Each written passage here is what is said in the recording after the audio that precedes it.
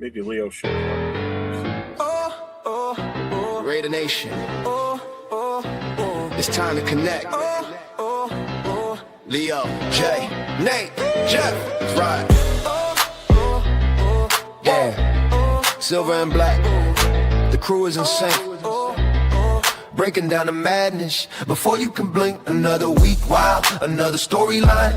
But the Raider connection keeps it all in line. From Vegas lights to the East Coast grind. We talk that truth, no filter, no rewind. Four voices strong, so buckle in tight. It's time to bring the nation to life tonight. This is the Raider Connection Show, where the silver and black stories flow. Leo, J, Nate, and Jeff on go, breaking every play down blow by blow. R-N-4-L, you already know. Welcome to the Raider Connection Show. Leo with the facts, breaking down the scene.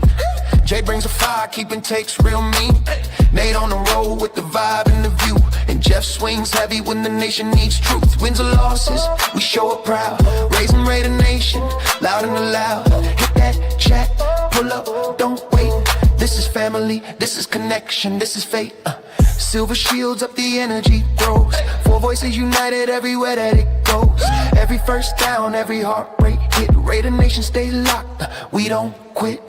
This is the Raider Connection Show, where the silver and black stories flow. Leo, J, Nate, and Jeff on go, breaking every play down blow by blow. R-N-4-L, that's how we roll. Welcome to the Raider Connection Show. So grab your drink, hit subscribe, let's ride. Raider Nation strong, we never divide. From kickoff to the final echo, you're tuned into the Raider Connection Show. Hey!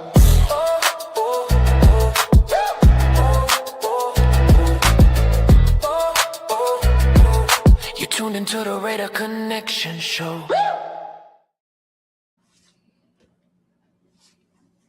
Welcome back, everybody, to the next edition of the Raider Connection. Along with myself, 401 Raider Jeff. I got my guy, LV Raider 10, next to me. And on the other end is Jay from JustRaidersBaby. And as you can see, we're missing a fourth. Leo will be not here tonight, possibly. Maybe he'll pop in. Who knows? So for now, you get the three of us. So what's up, guys? How you doing? Good. How are you, bro? What up, Jeff? Good. So Jay and I got on live the other day when our new coach got hired. So we did. We were on for about 2 hours. I mean, the whole press conference thing went on forever. But it was exciting. So Nate, this is the first time I've been able to talk to you since that happened. So I want to get your feeling on everything here. What's your take? Yeah, I mean, he was my first choice personally. I know you were a little skeptical until pen got to paper, but to me it was kind of writing on the wall once we were out on all of the bigger head coaching candidates like Saleh and those guys kind of went early. And once I seen those guys already go and get jobs, I felt like, okay, I think we're gonna go all in on Klint Kubiak, and that's when he shot up to my top of my list. And I think the same thing happened with the Raiders, and I'm really excited. Obviously, we didn't get to see the best offensive performance out of the Seattle Seahawks in the Super Bowl, but his resume really speaks for this entire season that the Seahawks put on film, and I'm really excited to see what he can do with this Raiders offense and what we're hoping to be a good year this year. And Jay, I know like I said, you and I were on together for a while on Tuesday. You still in the same feeling? Obviously, I mean, that was fun. That actually was kind of fun. It was an enjoyable day. Yeah, it was a great day. We finally got our guy, and now we can go ahead and start the path forward, and get everything in order and do things. We continue in doing the things the right way, and you got to go ahead and tip your hat and give an applause to Spytek and Brady for doing this the right way. It took a while, but in the end, we got our guy, which is all that matters. So, the journey back to greatness started yesterday, and let's just keep this thing moving, and I'm excited to go ahead and hear the new faces, the announcements on the coaching hires that are going to happen, and looking forward towards free agency, then the draft. Yep. Yep. Yeah, I was extremely happy on Tuesday, so it was a good day. I like you and I said, and I said it last night with Leo. Um, it was great to see all those Raider greats come in for this press conference. It just added a different atmosphere to everything I felt too. Mhm. Like in all honesty, when was the last time you saw Howie Long in the building? I've You know? never seen Oliver Long. I don't Yeah, know what that. he's like one of the guys that are never there. Yeah, and when Yeah. I saw him walk up on the stage, I'm like, oh goddamn, Howie's there. I'm like, this is awesome. And then the fact that they did that post interview too, where they all sat down, with each former player or each Raider great one at a time, that was pretty cool too. Mhm. We were still live and talking, but I wasn't able to. I had to go back and rewatch some of it and everything. So that was actually pretty cool that they did that because I'd never seen them do that before either. Yeah. Yeah. So let's hit the chat up. Let's see what we got with us. We've got Sacktown Mike's in the house. We have Bueno's in the house. Jason First Downs is here. MC Raid is in the house. What's up, MC? What up, MC? Robert Pena. Tanner Jack. Silver and Black Coffee. What's up, man? What's up?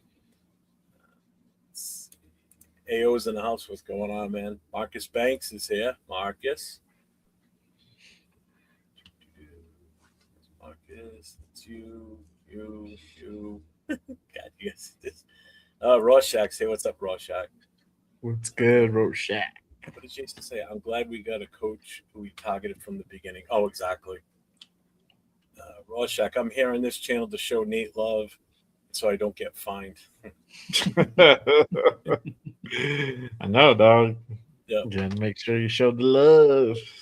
JustRaidersBaby in the house. I got something I'm going to play that JustRaidersBaby sent me. That was actually pretty cool. What's up, Raider Night? What's going on? I think you would manage the game. Clock good as the first time HC. He was bad at it. I think the problem with AP is he just didn't have enough experience being around the coaching staff, to be honest with you. I think he's going to be fine when it comes to that. You guys feel different on that? Even Pete could do it. To be honest, I don't know about Jay, but I could barely hear you. I could barely hear him too. Bro. I was like, what the fuck? Yeah, something's wrong with your mic, Jeff. Check. But I honestly, we didn't hear what you said. We're like, it was just going faint. I heard a couple of words, but I wasn't completely sure. How about now? Yeah, we can hear it now. Hello. Yeah. There you go. Yeah. So regarding Raider Knight's question or comment, what do you guys think about him with the clock management?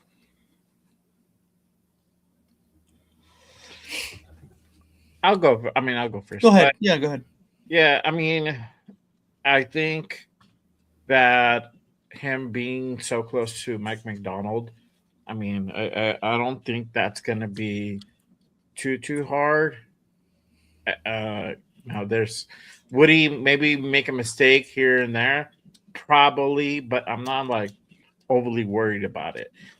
Certain things like that, like clock management, game management, they're gonna be mistakes. They're gonna be growing pains, and he said it too. There's gonna be some learning to do. So just expect that. And this is why I go back again and say we got to exercise patience. This season's not gonna look, pretty. It's still gonna look kind of bad. It's gonna look better than what it was before, as far as game performance. That doesn't, and I'm not saying that's going to translate into wins. I'm saying that we're going to look better on the field, but there's going to be mistakes. We're going to see some shit like that happen where it's like, fuck, we could have almost won the game. But you got to remember, this dude is still technically a first-time head coach. So there's going to be some growing pains. There's going to be some mistakes. You just got to roll with it, and not be overly critical about it and just be like, man, like, fuck, like, what the fuck is this guy thinking? Do I think he would be better than AP? I think he would be better than AP because Kubiak again is just so close to what's going on the field. So and then he has to dial up certain plays for certain scenarios that happen, and so these are like scenarios from timeouts.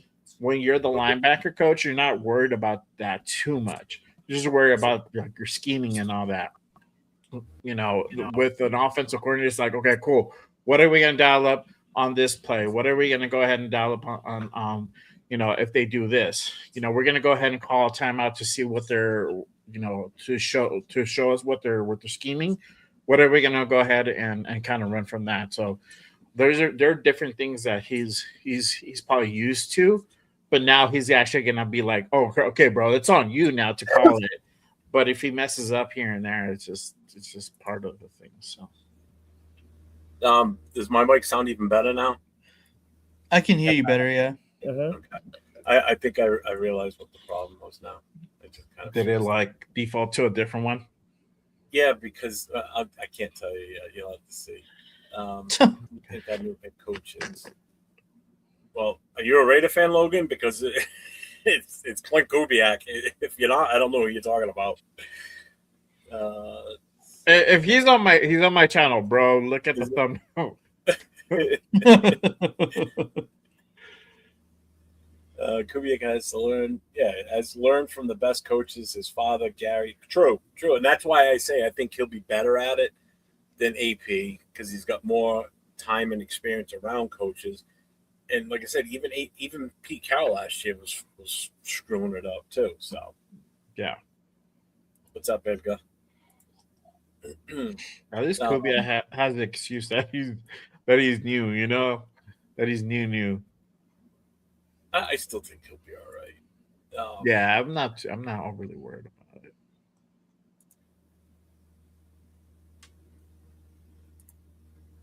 So, what did you think about the presser though, Nate? Did you watch the whole thing? I didn't watch the whole thing. I was at work when it was happening. I only watched it a little bit. But from everything that I heard, it seemed like he's has his head on straight. He knows exactly like the plan of what he wants to do. I heard the question if he has a short list of who he wants to bring over as coaches. He said he does. Obviously, he didn't give any specific names, but I think that's the biggest thing from here on forward is going to be who does he bring in as his offensive coordinator? Who does he bring in as his defensive coordinator? And how does he build out the rest of this staff? Behind his offensive genius, I think we have to get somebody on the defensive side of the ball that can be just as good as him. Well, I mean, I don't know if there is anybody as good as him off defensively, but it's just going to be really interesting to see who he brings over defensively and the connections that he has throughout the league and where they come from and so on. Yeah. What's up, D1 Jackson? What's going on, man? Welcome in. What's up, Elias? We are going to be better next year, hopefully. That was going to be the thing too. The next one is OC and DC, and look who's here. I'm going to add him to the stage. This is Leo. Leo, what's up? What's going on? Oh, run away. I brought up. So it makes it feel like he's on the show today. Wow. Come on. That's why, because my second camera, the mic was on it. I thought I didn't shut it off. That's why it doesn't work. You can only hear me on that mic over there, so I had to shut it off. So it's a real spirit with us. We watching. I know, Jay, you were in the chat during the Severe and 805 show, and I know they asked the question, and I was thinking the same thing too when I was doing the banners for this. Which you think is the most important at this point? Is an OC or a DC? Personally, I think a DC is the priority right now because by default we've already got the OC with Kubiak there. So now, if we look at DC, who do you think are the odds-on favorite for that? I know there's teams kicked around, but yeah, if I had to put an odds-on favorite, it's probably going to be Carl Scott. He's probably going to most likely get the nod if he's able to go ahead and poach him from Seattle. and I think he's the DB coach over for the Seahawks currently. And if it's not him, um, possibly Aiden Gerard could be a possibility as well. I know everybody likes Jim Schwartz. The thing with Jim Schwartz that right now he has to deal with the Browns and his coaching rights, right? And he's already asked to be released from his coaching rights. I don't think they're going to go ahead and necessarily do it, but that's kind of where they're at. He resigned over a week ago, so he's not in the building anymore. He doesn't want to go back, but for whatever reason, Browns want to go ahead and not let him go out to the market. So we have to kind of figure that part out. And if somebody wants to go ahead and hire him, that's going to require some type of compensation, whether it's monetary or whether it's draft capital. And obviously, in the situation when it's not ideal for us to go ahead and give up draft capital for even though it's Jim Schwartz still. E.G. Rivera is another one that's the name of this that's been also floated around. We'll see what happens, but it probably is going to be Carl Scott. If for whatever reason they're able to go ahead and kind of poach him away, and it's just the familiarity with having a guy like that at disposal. Everybody he would come from the Mike McDonald tree that just won the Super Bowl, so you have that. Or the current defensive coordinator for the Seahawks, that could be another possibility as well. So yeah, there's some names to kind of look out for. But it'd be great if we get Shorts in the building. I mean, we'll have something for sure. It's just that there's a lot to work out for that to happen, and I know that's the one because I see it in the chats all the time. People are calling for that name, but again, there's so much involved in that. Just real quick, Elias and Logan, I see both your questions. We are going to address those. That is part of what we're going to discuss tonight, so we will get to that. But like Raider said here, if Browns don't want to burn their bridges too, they should just release the rights. To be honest with you, but I don't see that. Roshek. That's his Instagram profile pic. Shout out to Roshek, bro. Damn, that legal picture looks scary, like a supervillain, like Lex Luthor. Oh man, that's cold-blooded. And right tonight, I did see the video. Actually, I was going to play that too. That's one of the things I was going to pull up on the screen. That's a ghetto ass Lex Luthor, bro. For real. Like that, he's got like that comic book villain raised eyebrow look. That's that profile dog. Yeah, let me just play this now. I'll just bring this up real quick. I don't know if you guys saw this or not today, but I haven't, honestly. I saw part of it. Go ahead.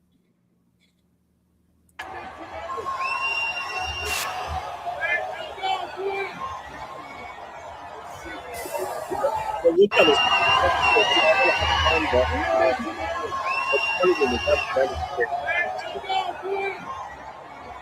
the heaviest set coach with the gray beard. That's the offensive line coach that should be coming with him too. That would be dope. Yeah. Again, that's a maybe. That's a maybe. Yeah, like I said, if they could pull that off, yeah, that would be nice. Yeah, it's John Benton. What's the other guy's name? The quarterback's coach. Andrew Janoko. Janoko might be the guy that could possibly be the offensive coordinator. They obviously Kubiak. He knows Kubiak. He knows what he runs. I think Janoko's been following him everywhere.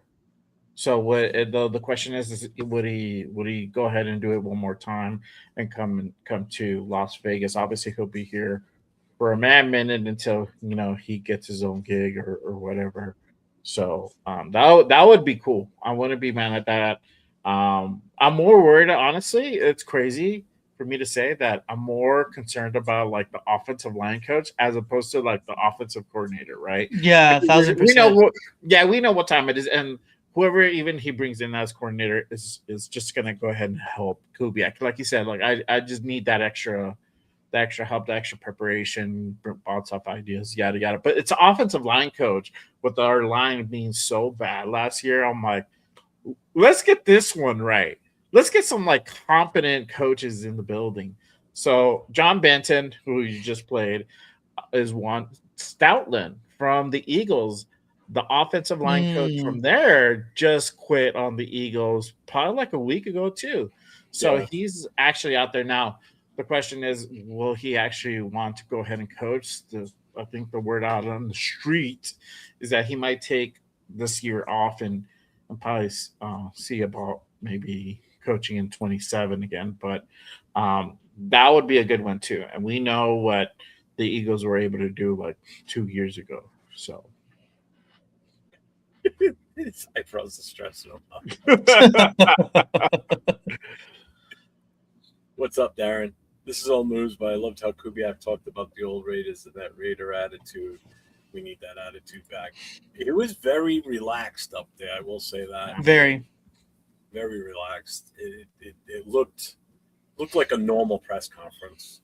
You know, like the you go back to the McDaniel one. That was just such an uncomfortable watching that presser. You know.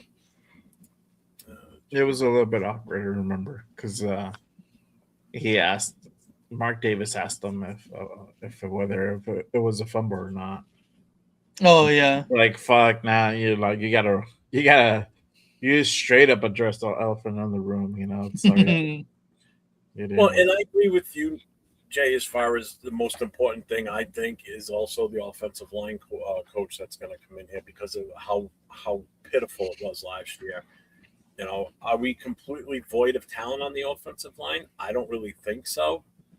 It's just the coaching was just so awful last year. So I think we should see a change in that as soon as they start practicing. You know, and they start getting in the semblance of, you know, how the pecking order is going to go for those front five. So yeah. I mean, it is the guy from Seattle, Bennett. That's who I'm hoping. Yeah. I'll take either one. To be honest with you, I'm not really mad at if it's Benton, great. If it's Stoutland, great. Like I think we win either way. Mm-hmm. You know, it's crazy to think like these guys actually were like watching film after hours after Brendan Carroll left. It's like crazy, you know, and like it's just a level like there's levels to this thing, and that's like the bottom of the barrel.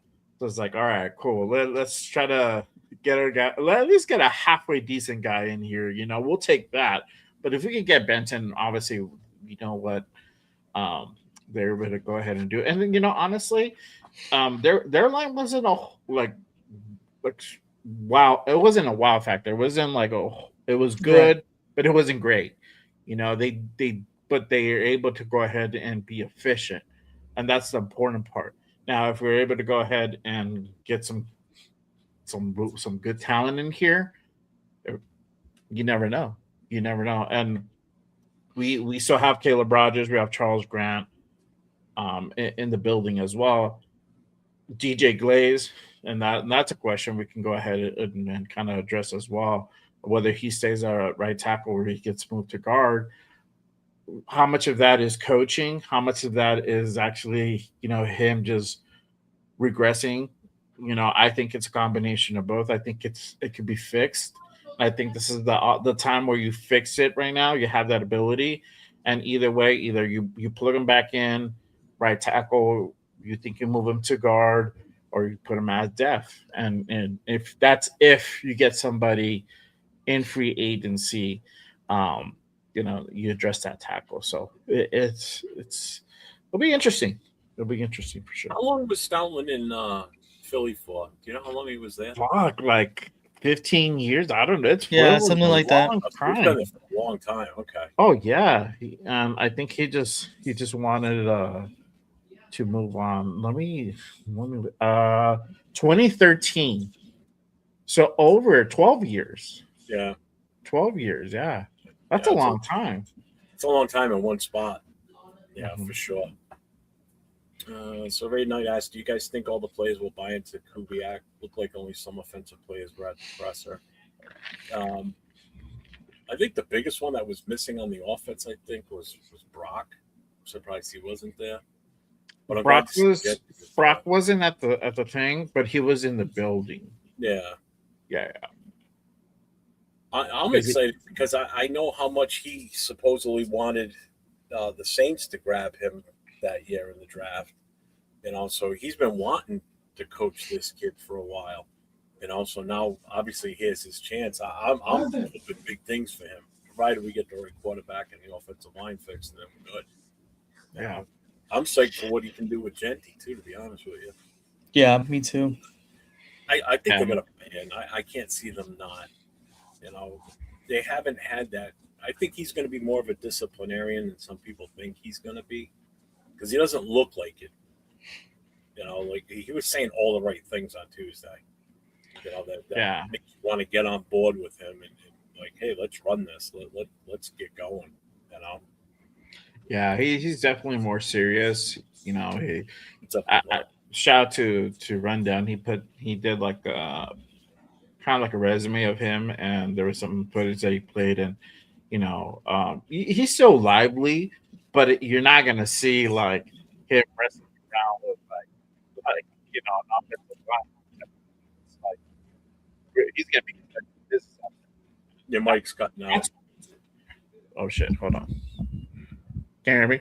Yeah, you can. Okay.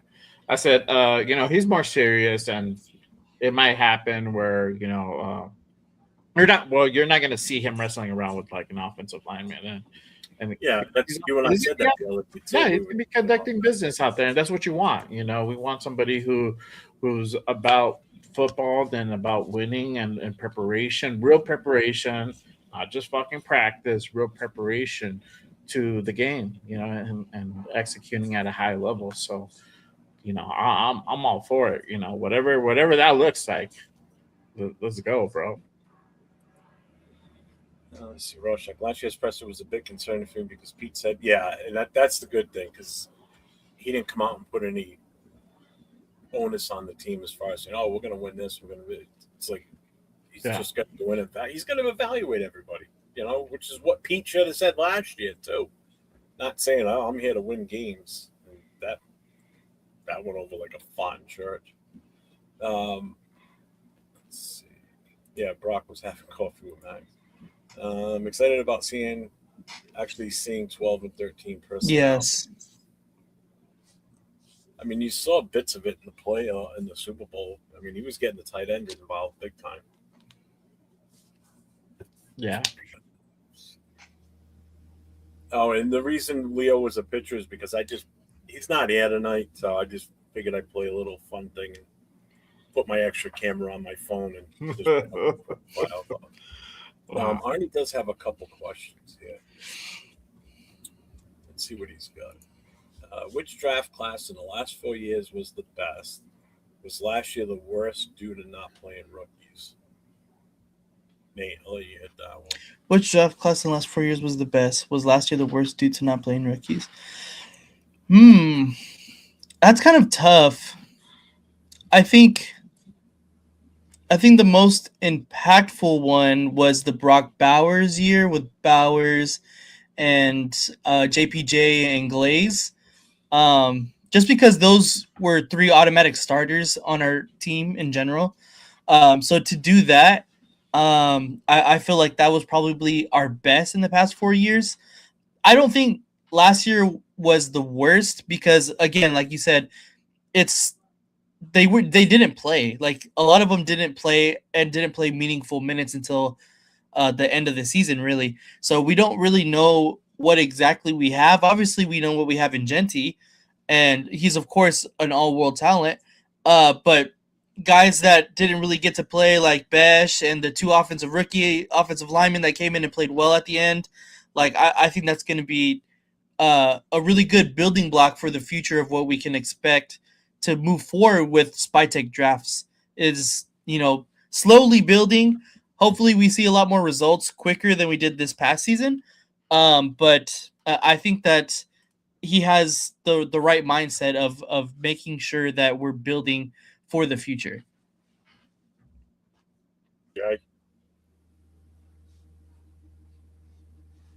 Yeah, Yeah, I agree.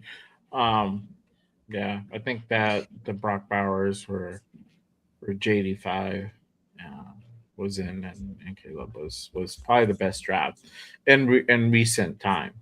Mm-hmm. yeah, I agree completely with that. I mean, you hit on your first three picks, three rounds straight there. I, I mean, granted, yeah, they kind of fell off this year. Two out of the three, one because of injury, and two because he just wasn't getting coached right. I think Mm-hmm. Brock is still Brock, even though we lost him a good chunk of the season because of injuries. But when he was there, he showed Yeah. up, showed out. Yeah. This is another name that keeps popping up now too. But didn't he just go somewhere? Did somebody just hire him? I thought Musgrave. Musgrave is with the Jets, I believe. Yeah, right. He just. Hmm. I thought I saw that because he sent me something earlier today too about. Oh yeah. So I think I know what he sent you, but I don't. Why I honestly don't know, but I assume because it's kind of out there in social media that supposedly one of the landing spots aside from us for our old friend Derek Carr would be the Jets, and a Oh, reunion with right. Musgrave uh, could That's possibly happen. right. Is that the one? No, he sent me something different, but I did read about that too. I did see something come up today Yeah, on it. good. I'm like, good. Take him. Yeah, Take just him. get him away from here so people stop I'm talking. I'm good on that. I'm good. Let them go ahead and waste money and waste draft capital on Derek Carr. Go ahead, please do it. Let's see. I'm Online class was coaching, and more coaching. Yeah, true. Nobody's gonna disagree with that one. What's up, Trig? What's up? Let's see, John. I'd be real. I thought Bowers went to pack Max's stuff, send him out the door when Kubiak said, "Where's Bowers?" Let's see. Finally got our first choice at head coach. Draft Mendoza, Mesidor, Surratt. Stay patient, stay calm, let Kubiak cook. I've been seeing a lot of that, people in their mock drafts. If you watch any mock drafts that come up on Facebook or any other socials, that people are taking Mendoza. They're going for the center, Cogden from Indiana. And I see them grabbing both wide receivers from Indiana. It's like, we're going to be the Vegas Hoosiers. Yeah. Just because it worked well in college, it doesn't necessarily going to translate over to the NFL either.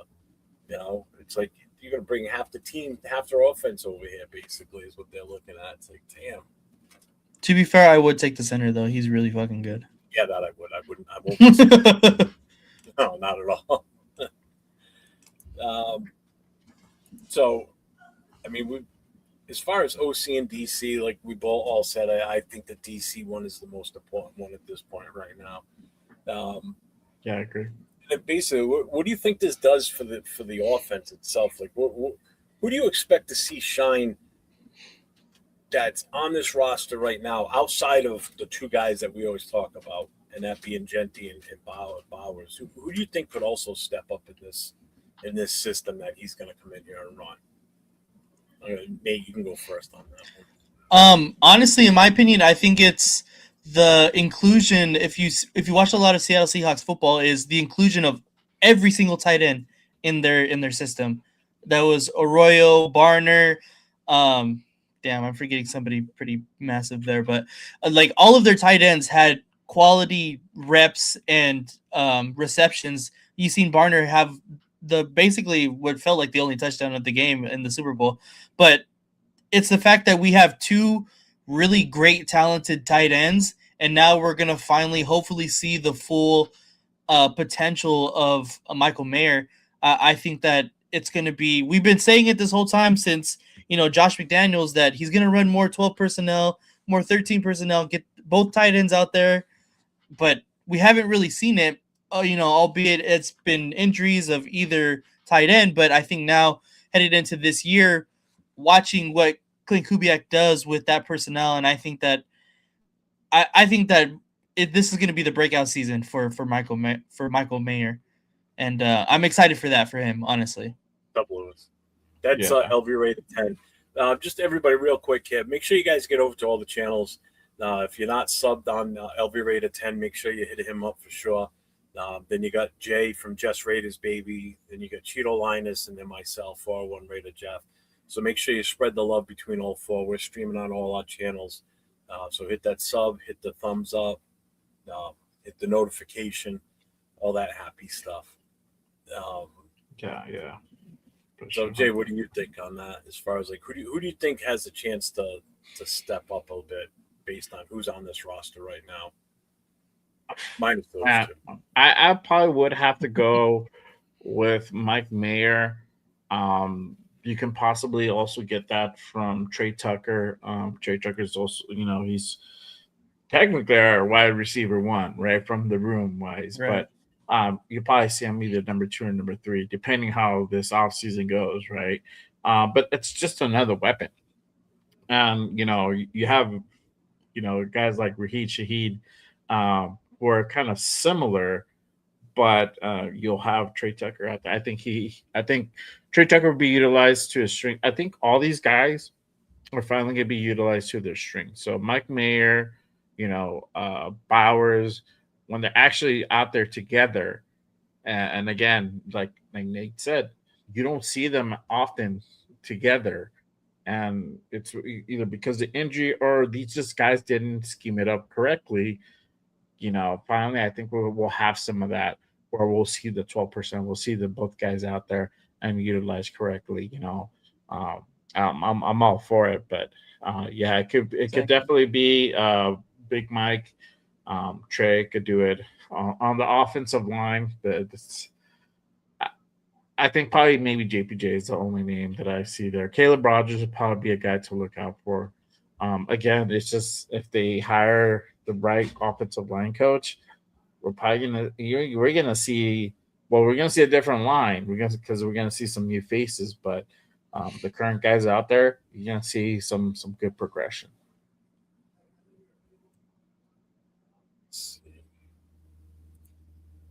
Leo clearance special by Mendoza jersey. Get free Wilson Smith or AOC jersey today.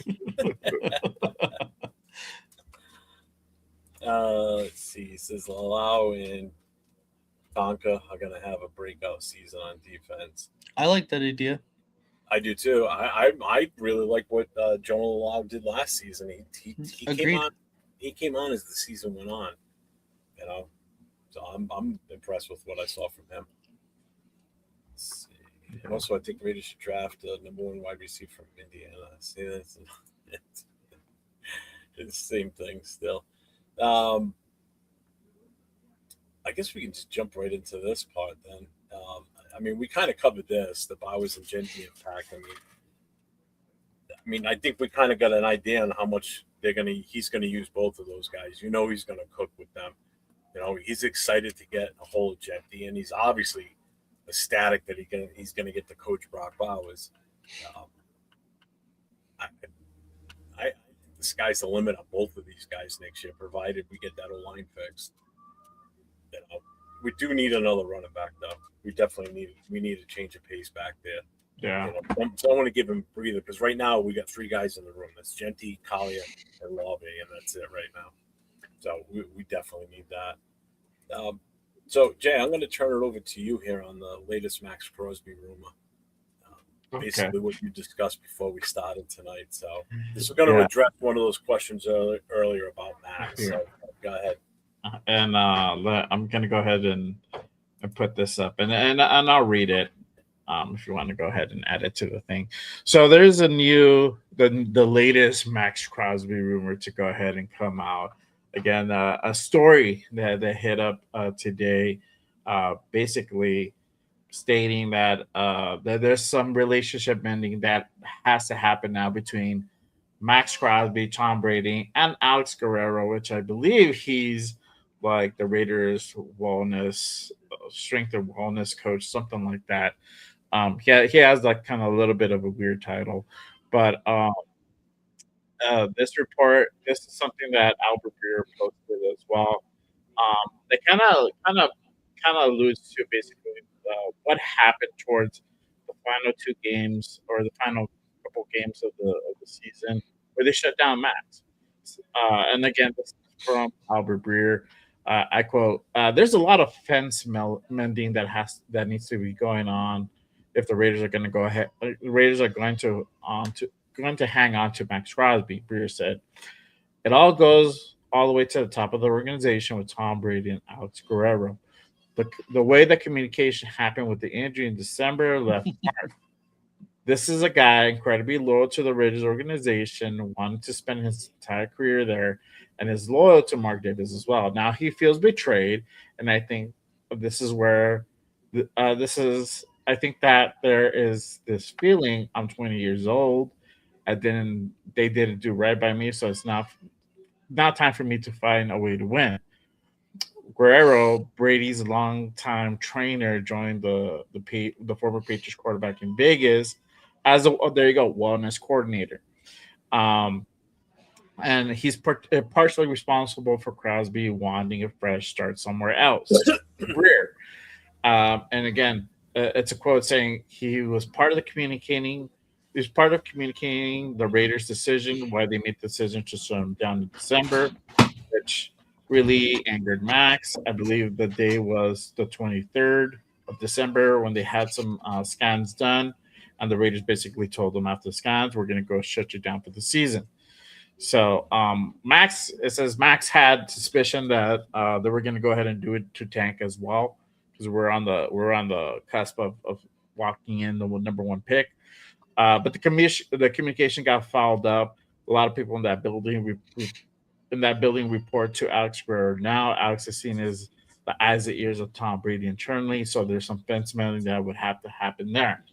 So basically, to me, what this is saying, and again, you guys, everybody can form their own opinion, but he is saying because the way that the Raiders shut Max Crosby down for the last few games of the season, this is why Max wants out.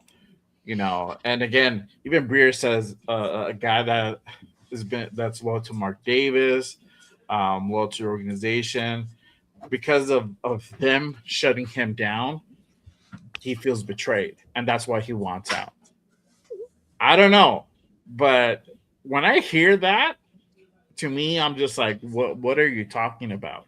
Like, are you really saying that he's so upset, he's so pissed off, he's so butthurt because they shut him down 2 games before the season ended, that now he's going to go ahead and up and request a trade?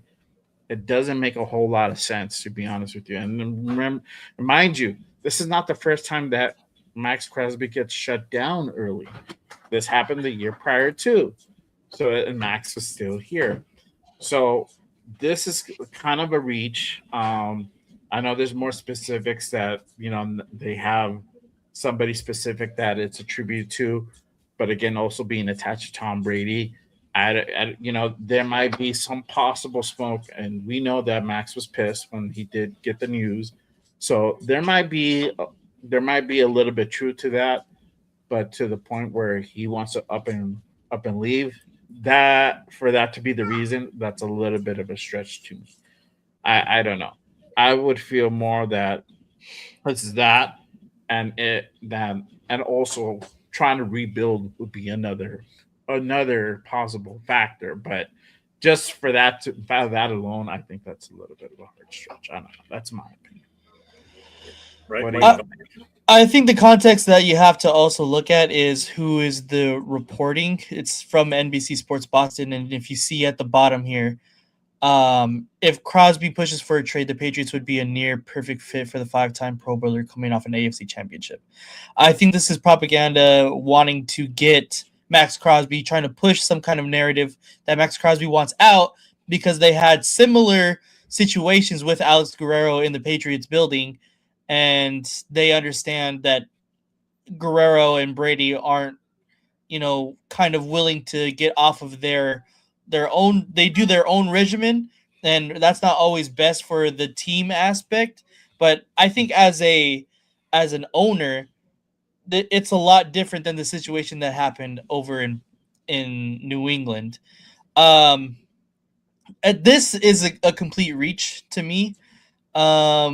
It's kind of going based off of what Jay Glazer had said, because Max was upset that he got shut down, and then of course, after that he's going to be upset and confide in Jay Glazer or whoever it had been, and then they just kind of take the narrative from there. But he's gone on multiple times and multiple shows saying that, as of recently, as of today, saying that he doesn't want to leave the Raiders. So to me, that it's not anything other than, it's off season. It's it's something to talk about after the Super Bowl. There's not a lot of news, and Clickbait. and Max Crosby has been the number one target for fantasy trade rumors for the past 3 seasons. So that's what I really think it is. I took it down. Are you done with that? Yeah. Right. Yeah, I'm done with that. See, I'm sure. I've been saying don't trade Max unless he wants out. But if we could trade him straight for a top 8 corner, D end, OT, I would feel better than the 2 number 1 picks, bird in the hand worth 2 in the bush. Just real quick before we get further into the Max, I looked up Alex Guerrero. He's under the administration tab on the Raiders. So this past season was his first season as the wellness coordinator for the Raiders. So in his current role, he oversees several departments to ensure and enhance the health and well-being of players, coaches, and staff. He spent 30 years working with numerous professional and world-class athletes and has served as a consultant for NFL and collegiate teams. Previously, he had a successful private practice focusing on sports injury, rehab, performance enhancement, and nutrition. So, I mean, the guy's definitely been around a long time in that profession. So, I mean, it's not like he's some second-year guy out of college working for the team. So, this is a guy with a lot of experience that knows right from wrong when it comes to players' health and what's probably best for the play. Because you got to remember, players don't want to hear that they need to be sad. So I get why Max is. And totally makes sense. And we all know the type of character that Max is.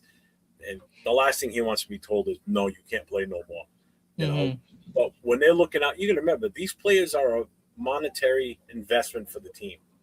So what good is he if he keeps playing, injures it even more, and then he's out for games going into next season? So the smart thing was to shut him down. Well, obviously Max didn't like that.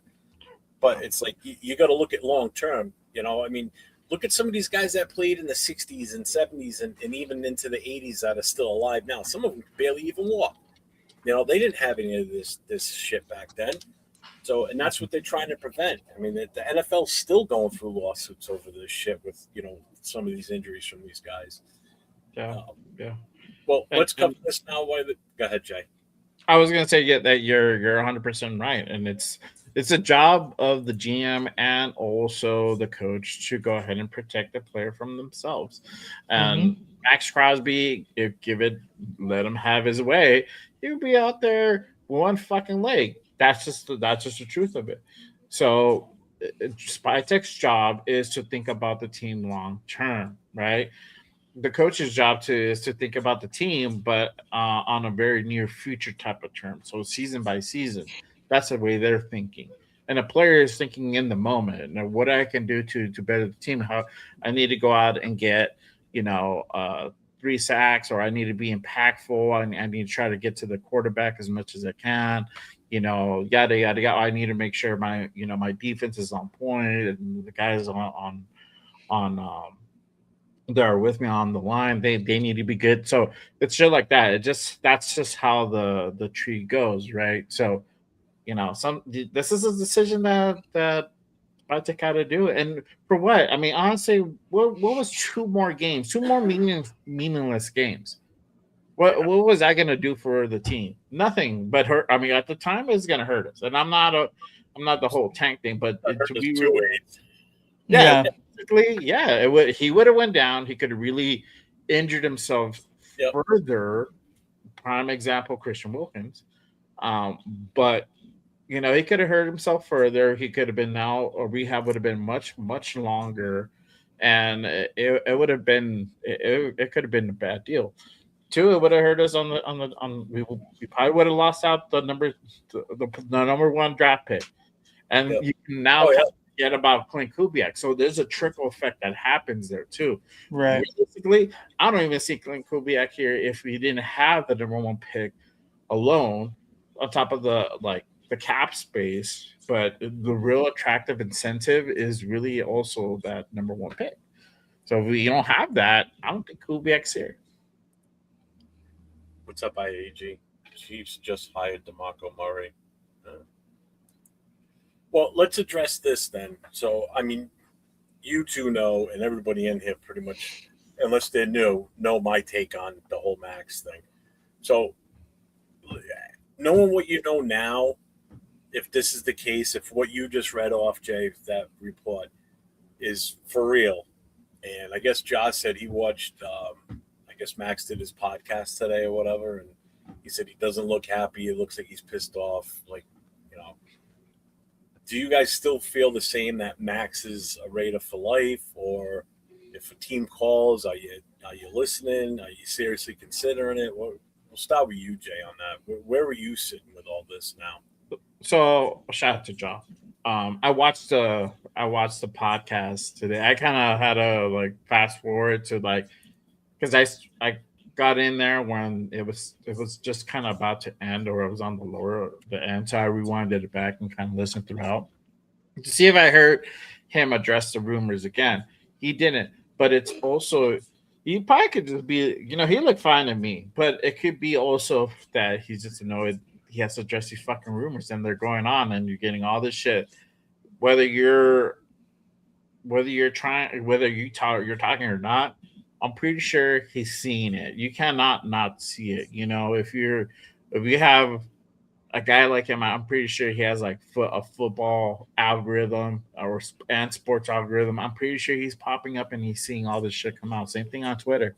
So this is coming up, and you can't help not to look at it. So I think that's kind of what is stemming from there. Do I think Max is a Raider for life? I do think he's gonna be here. If push comes to, I feel that he's gonna be here. Now this is the thing. You never know what could happen, and that's why I keep saying out there. My thing is, if it does happen, and like I said earlier, I was on the show with Primos and Will. Shout out to them. I said that if there's something that actually quietly, won't know about it until it actually happens. So like a surprise thing, kind of like Your mic. thing. Hold on. You're good now. But yeah, it keeps fading in and out every now and then. Okay. It might be the thing. I don't know. So I said if something happens with Max, it'll happen like suddenly, and you know we won't hear about it. Just kind of like the Christian Wilkins thing where he got released, and we won't know about it.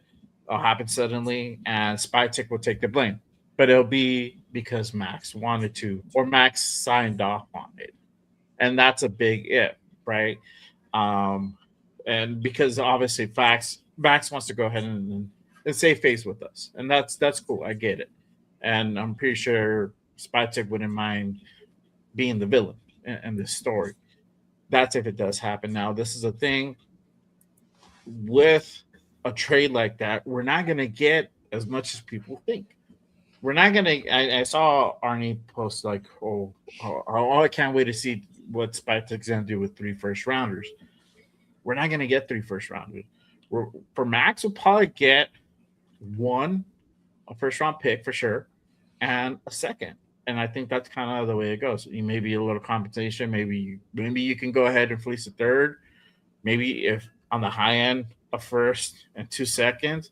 But if you really fleece somebody, you could possibly get the 2 first. But I think that's as much as you get.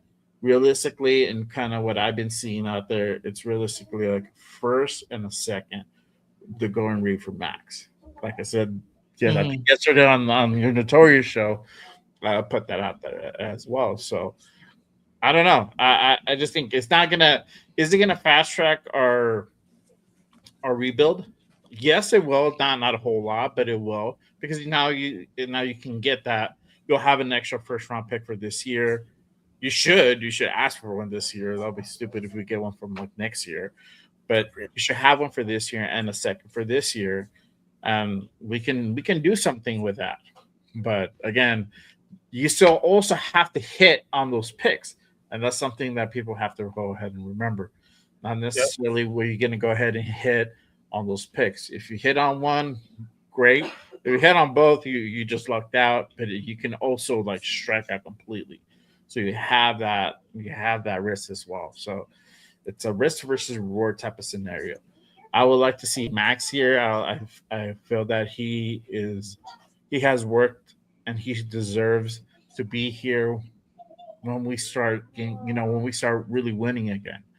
Um, and I know about the whole timeline thing, but that is the fan in me, because I feel that he loves being here. He loves being a Raider. He loves being part of Raider Nation. And man, when you have guys like that in the building, you want them to see what they you want them to have what they always wanted. So that's my take. Well, what happened at the Super Bowl with Puka? What did he do? Did I miss something? No, he just talks a lot. That's why. He said that the Rams fans don't really have there's not a big following in LA for Rams fans. Like they don't have full home advantage. I told him that. I know. He's not lying. So then a lot of people he's not. took it the wrong way, because he was on a podcast with Fred Warner, who Fred Warner said like, oh, yeah, we have an extra home game because in LA, when they play in LA, it's all Ninered out. So Wow. yeah. I didn't know that. That's crazy. Yeah. Just Nate, I'm going to have you answer the same question on Max, but I just want to hit Arnie's thing that he mentioned here. This one here, he goes, look in your crystal ball in 5 years. Who is still on our team? Max, Genty Bowers, Kubiak, or Spytek? I don't think Max is here, and which is why I'm behind trading for him now, because he's not going to be here long term. Like he's not going to be here when the rebuild is complete and we start winning. It's going to be past his prime already. I mean, the time to get something for him is now. So I think all those other guys will still be here, though. But this is the thing, Jeff. You make it seem like this guy's like almost 40 years old. He's not. Exactly. He's going to be 29 this year. 2 years in a row now. They shut him down early because of injuries. 2 Yeah, years. but we were what? First, the year prior to this one, we were 4-13, or we're heading on that path of 4-13.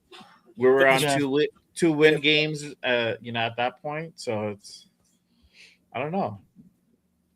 I feel that he will be here. I think I can agree with you, because, and I know what you said before. I can agree with you, like the effectiveness of him being here, because he'll be a little bit older, probably around like early 30s, 31, maybe 32. That then I can see that, but he'll probably, if he doesn't get traded, bro, honestly, he's not going anywhere. He's not. So it's either happens now or it doesn't happen. Well, I should say it's got to be this year. This is the year you're going to get the most for him. Arnie says, other than Garrett, is Crosby really the second best defensive end in the league? I don't even think he's in the top 5 right now. To me, he's 4th probably. That's even putting him a little high. I mean, I'm not saying he's not good, but there's still some that are better than him right now, and some of them are even younger. Myles Garrett for sure. Yep. TJ Watt, Micah, and then Max. You don't think there's anyone else better than it? Yeah, even so that puts him 4. Okay. Yeah, 4. What about what's his name from? Aiden Hutchinson, no. Nick Bosa gets hurt too much. So would be ahead of him. Nick Bosa gets hurt way too much. No, Hutchinson. Both. Hutchinson, no. That's it. Maybe Will Anderson. That's who You can maybe convince me of Will Anderson, but as of right now, I still take Max.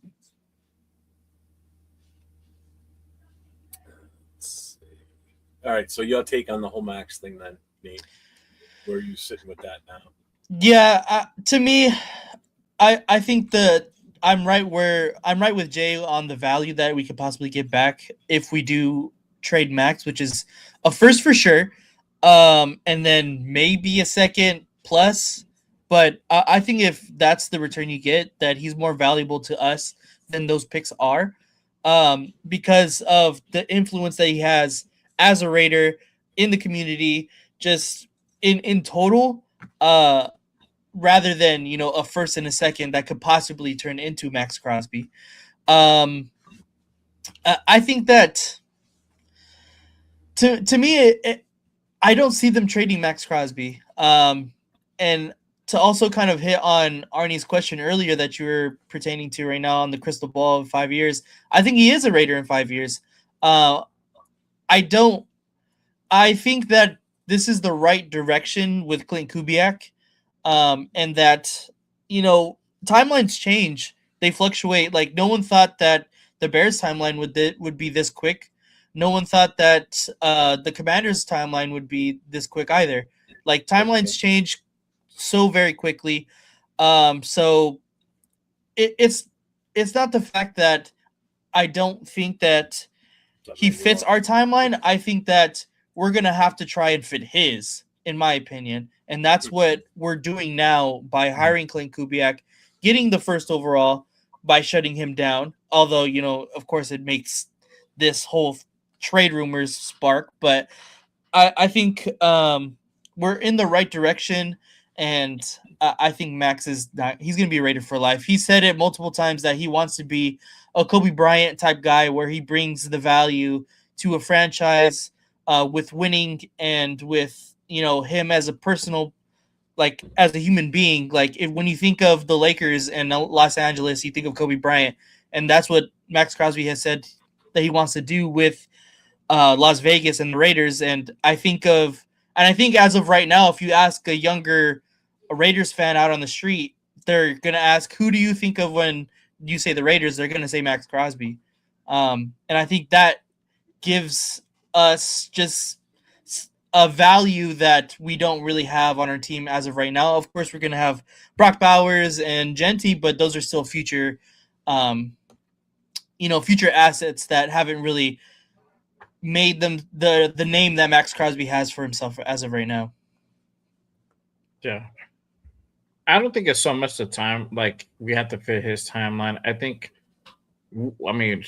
This fan base is just dead tired of us having shitty years after shitty years after shitty years. Right. It's just getting worse and worse. I'm like, they had to do something.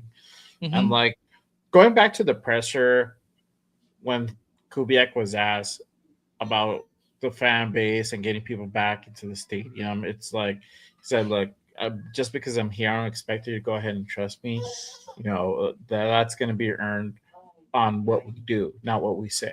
And that speaks volumes just from what he said right there. It's just like, I'm not going to try to constantly prove to you that you need to come and watch us. You need to be a fan. You need to be a part of the nation. It's just like the product on the field is what's going to go ahead and resonate, So I like that, man. So you don't think Mike is better than him right now? Or are you saying that just because Mike is out with the injury? I mean, he tore his ACL, right? But when he was playing, he was definitely better than Max. I'm sorry. Let's see. If you get a Robin to Max Batman's reduction jump. Exactly. And he hasn't had a good one since Yannick Ngakoue. And Yannick Ngakoue he was older at the time too. So he's never really even had a Robin to his Batman. See, saying Max is number 2, that's just you're just being a Raider fan on that one. I mean, you got to look at who else is out there. There are guys that are better than Max. There's no two ways about it. You know, I mean, Nate named them off too. So Max is definitely not overall number 2. So he's top 5 or top 4, as Nate says. You know. So I got this from John. I'm going to put this up and play this. This was, I guess, from his podcast today. Mm-hmm. He's a well-established coach. You know, obviously, the success he's had, you know, it runs in the family as well. You know, he's a kid that grew up, you know, watching his dad had a lot of success as an NFL coach. Some of those teams are some of my favorite teams to watch with J.J. Watt and Arian Foster back in the day. Dope ass teams. But yeah, he's got a great lineage of people that he's been around. He's, you know, he runs a great system, and you know, he's had a lot of success, you know, being a coordinator. You've seen what he's done for Sam Darnold. He's maxed out. I wouldn't say maxed out, but he's brought the best out of a lot of his players. Like we talked about, like getting, you know, putting players in positions to, you know, max out is their full potential. And I think he does a good job of that. So, yeah, you know, it's you got to give him the credit, man. You know, nowadays in the league, there's a lot of, you know, there's always trends and things that are going on throughout. Back in the day, I feel like it was, you need the old school veteran coach, and, you know, he's got to have the experience and do it this way. And now it's like kind of moving towards the Sean McVay, Liam Cohen, Kyle Shanahan, the younger, offensive minded, you know, kind of the Mike McDaniel. He's a well-established coach. So I mean, and he's right too. I mean, back in the day, that's what it was. They wanted the coaches that had the experience, you know, the ones that have been around for a long time, and you know, can instill their old school thinking and thought. You know, plus a lot of those coaches back then were hard asses too. That was like old school coaching. You know, these guys now, they're some of them are just a matter of a few years older than some of the guys that are still playing. You know, so I'm still on the time is now if we're gonna do this. You know what? And again, if they're saying he needs to apologize or whatever, that was the first when you mentioned it tonight. That was the first time I heard of that. So that was kind of interesting to see. So yeah, I mean, I don't know. I know they need to apologize. It just says there's some fence mending that need to be there, but it's just funny how it just progresses. Like now it's like Max Crosby. You know, before it was like Max Crosby doesn't want to do anything with the Raiders. He'd rather retire than play for us. And yeah, he's still in the building, rocking the drip, and you know, doing interviews there. And he just met with Kubiak. You know, on Tuesday they had coffee and chopped it up. So it's like, what I don't know what more that this dude has to do to make it clear that he wants to stay here, wants to be here. Like, is he frustrated? Fuck yes. Like, who the fuck wouldn't? I would be. I'd be like, fuck, man. I've been here forever and a day, and we still haven't won. We only went to the playoffs once. That I've been here, you know, I would be fucking pissed. I would be frustrated too. I'd be pissed. I would be pissed, and then get shut down. Yeah, I would be pissed. Would I say butthurt?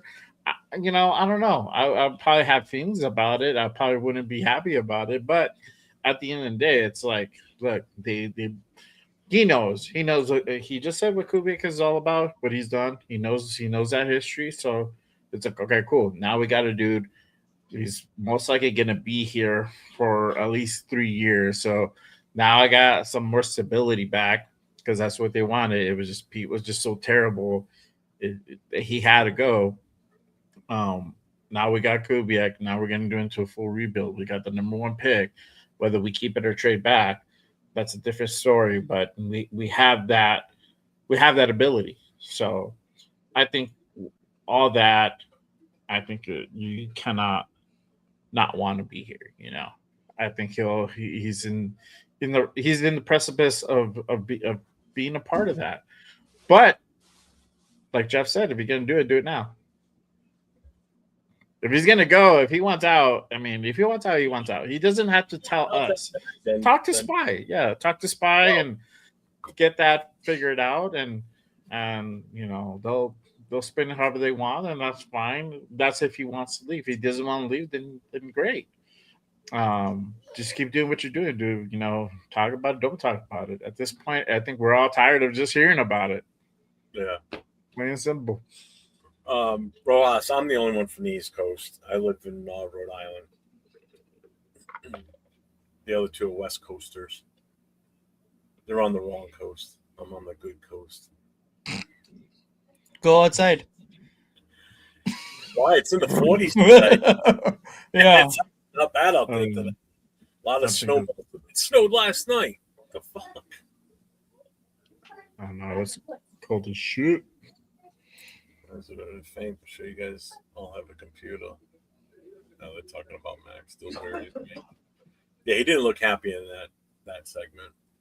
But whatever. Yeah, but it's just like it's there's an elephant in the room, and it's about the trade rumors. It's like, fuck, dude. Like, he has to. Now he's having to dress up like 3 times a year.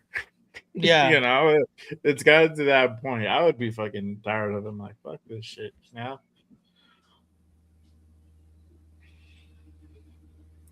He's going off on Brady. Yeah, it's 10% ownership, not 30. About 35, I think he said. Shit, if he had 35%, then he'd be quitting that Fox job and being a real part of the ownership. I think they only approved them for that much. I don't know. I don't remember how that went down. It says, I'm a real Raider fan, Raider Ben style, no fake shit like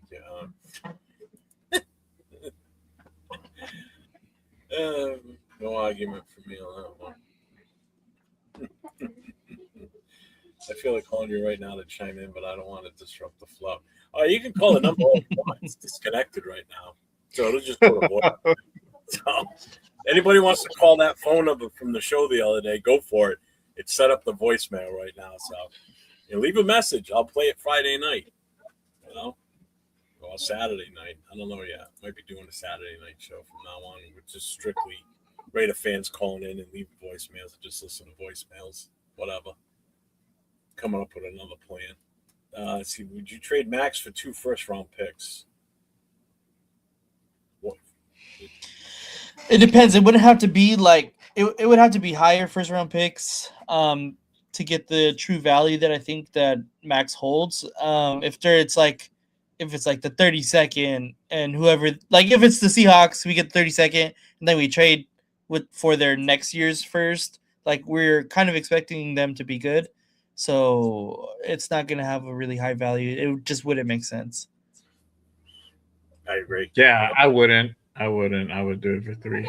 But that's just me, and I'm not looking to trade Max. But yeah, if I'm exactly. looking to trade Max, if I'm like on the let's trade Max train, or if I'm spy tech and I want to trade Max, I would take those. Or if somebody calls, yeah, because that's probably the best you're going to be able to go ahead and get, realistically. But no, I won't. Hey, like if Cleveland calls, I'll take their first this year and their first next year because they're going to be bums again next year too. You want a team that's going to be in the top 10. That's how I look at it. You're going to give Myles Garrett Max Crosby and still not win. Holy shit. That makes a whole lot of sense, bro. Put an offense together, so what does it matter? Yeah, it'll be the same thing as him. Like it'll be the same thing as staying here. Like they wouldn't be able to go ahead and really win. They don't have no real offense, bro. So, and this is the thing. I feel like if there's a trade that happens, he'll go to a more contender, a team that's like a piece away, like a Max Crosby away from like winning it, and that's going to be a lower first round pick. Yeah, you're not going to get a number 10. You're going to get like a 26 or something like that. There you go. See my boy Haas. He's like send him to Tampa, and again that will be a lower fucking draft pick. You're talking about like. I don't even know what they are. I think they're like 20 something. I don't even know. 18. Yeah, so you're not getting a high draft pick. You're not getting a high first. You're getting a low first. They're to send him to Tampa. Yeah, they got a Pro Bowl quarterback. Yeah, by default. Yep. By default. Oh yeah, I forgot about that. I forgot about that too. The It alternate. wasn't like he was voted in originally. He was only there because Drake made it play. Bo Nix wasn't going to be available. So next man up. Hey, who's number 8 on the list for the quarterbacks in the AFC? Oh, Shador Sanders. All right, he's a Pro Bowler. You're in, buddy. Come on in. Max to the Bears for all his picks. Yep, definitely doing that. And that's the other thing. And people are like, oh, we're gonna send him somewhere where he can win a championship. I'm like, why the fuck do we have to do that? He doesn't have a no trade clause, so we control his destiny. It's whatever team gives us the best bang for the buck. Wherever he goes, he's got no say in it. I wouldn't even be asking him like, hey, where do you want to go? No. But yeah, Who's giving us the most in return for you is who you're going to, plain and simple. Yeah. But that goes back. But No that matter goes who back it to is. my main argument is that it wouldn't go to like a high draft pick team. It would probably go to a lower draft team because Yeah. they're the ones that are like a couple pieces away. They're down to go ahead and give up like a first this year and a first next year. Why? Because it's like we want to go ahead and win now, and he's the last piece, or he's like our second and last piece to go ahead and make that happen. That's just I the would do reality that. of it. So yeah, it wouldn't go to like, oh, he wants to go. It'll probably be a contender because they're the ones that are more desperate. Browns wouldn't be desperate because they're not there, or Jets wouldn't make sense because they're not there. They're having to do a lot of things, not only defensively but offensively. They have to get that shit straight first. No, that's not true, Lou. I'm the only one that's up on the. I wanted to trade him last year. I don't. Yeah, I don't either. I this year's a better option than last year. Last year it would have been just bad getting those picks because of who was in charge last year. But this year I think it would be different. Yeah. It would definitely be different. But No, I'm not bueno. what did he say? He said Caleb Daniels. If you know, you know.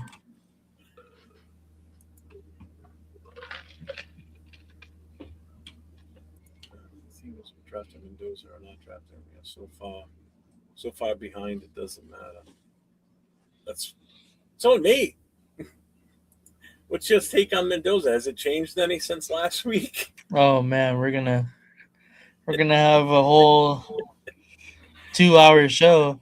He opened up he threw the grenade in the room, bro. I just did. I just turned on the buzz saw. Frag out. Run the gauntlet. Let's go. I wish I had that sound, but frag out. For real. It's just me or the quality of teams been bad the last 2 seasons.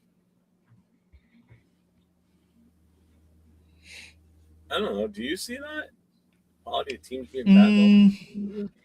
Is it because teams that are coming out of nowhere and winning successfully and making it deep in the playoffs? Is that maybe why Well, you're saying? I think last season's Eagles team had depth every single position. Like they were good all around. So I don't think that's completely true. Maybe just this year because like who really predicted the Seahawks were going to win the Super Bowl or the Patriots would get to the Super Bowl. Like no one really thought that. I didn't even think the Seahawks were going to make the playoffs. I didn't think the Patriots were going to win more than 4, maybe 5 games. That team right there completely shocked. That's the biggest shock to me this season. Not even the Bears.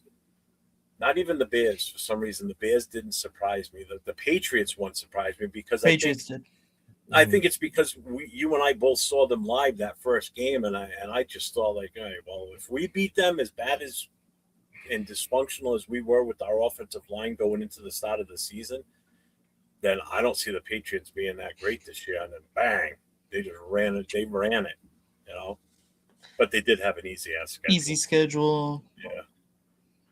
Yeah, they did, and that's why you had Will Campbell and I forgot the other guy, the guard, have success majority of the season until the playoffs where they actually started playing some really good teams and like, oh shit, Like this is different. This is a different thing here, and that's why you had the performance of Will Campbell on Super Bowl at the Super Bowl. It's You just treat you only get so far Is with the that rookie. is that true, John? Derek Carr predicted Patriots Seahawks Super Bowl in September. Did he That's really? I don't know. that would be crazy. I need you gotta send me that, bro. Yeah, I Alright, kept saying so- Bills. So Bills Graded Rams. Knight says, why was Spy and Coop saying they need to evaluate Mendoza? All right. So they did come out and ask Kubiak what he thought about Mendoza. And his answer was basically plain and simple, and it makes sense. You know, he even said himself, he goes, I watched one game. He says, I watched the championship game. So here's a guy, he's an offensive coordinator.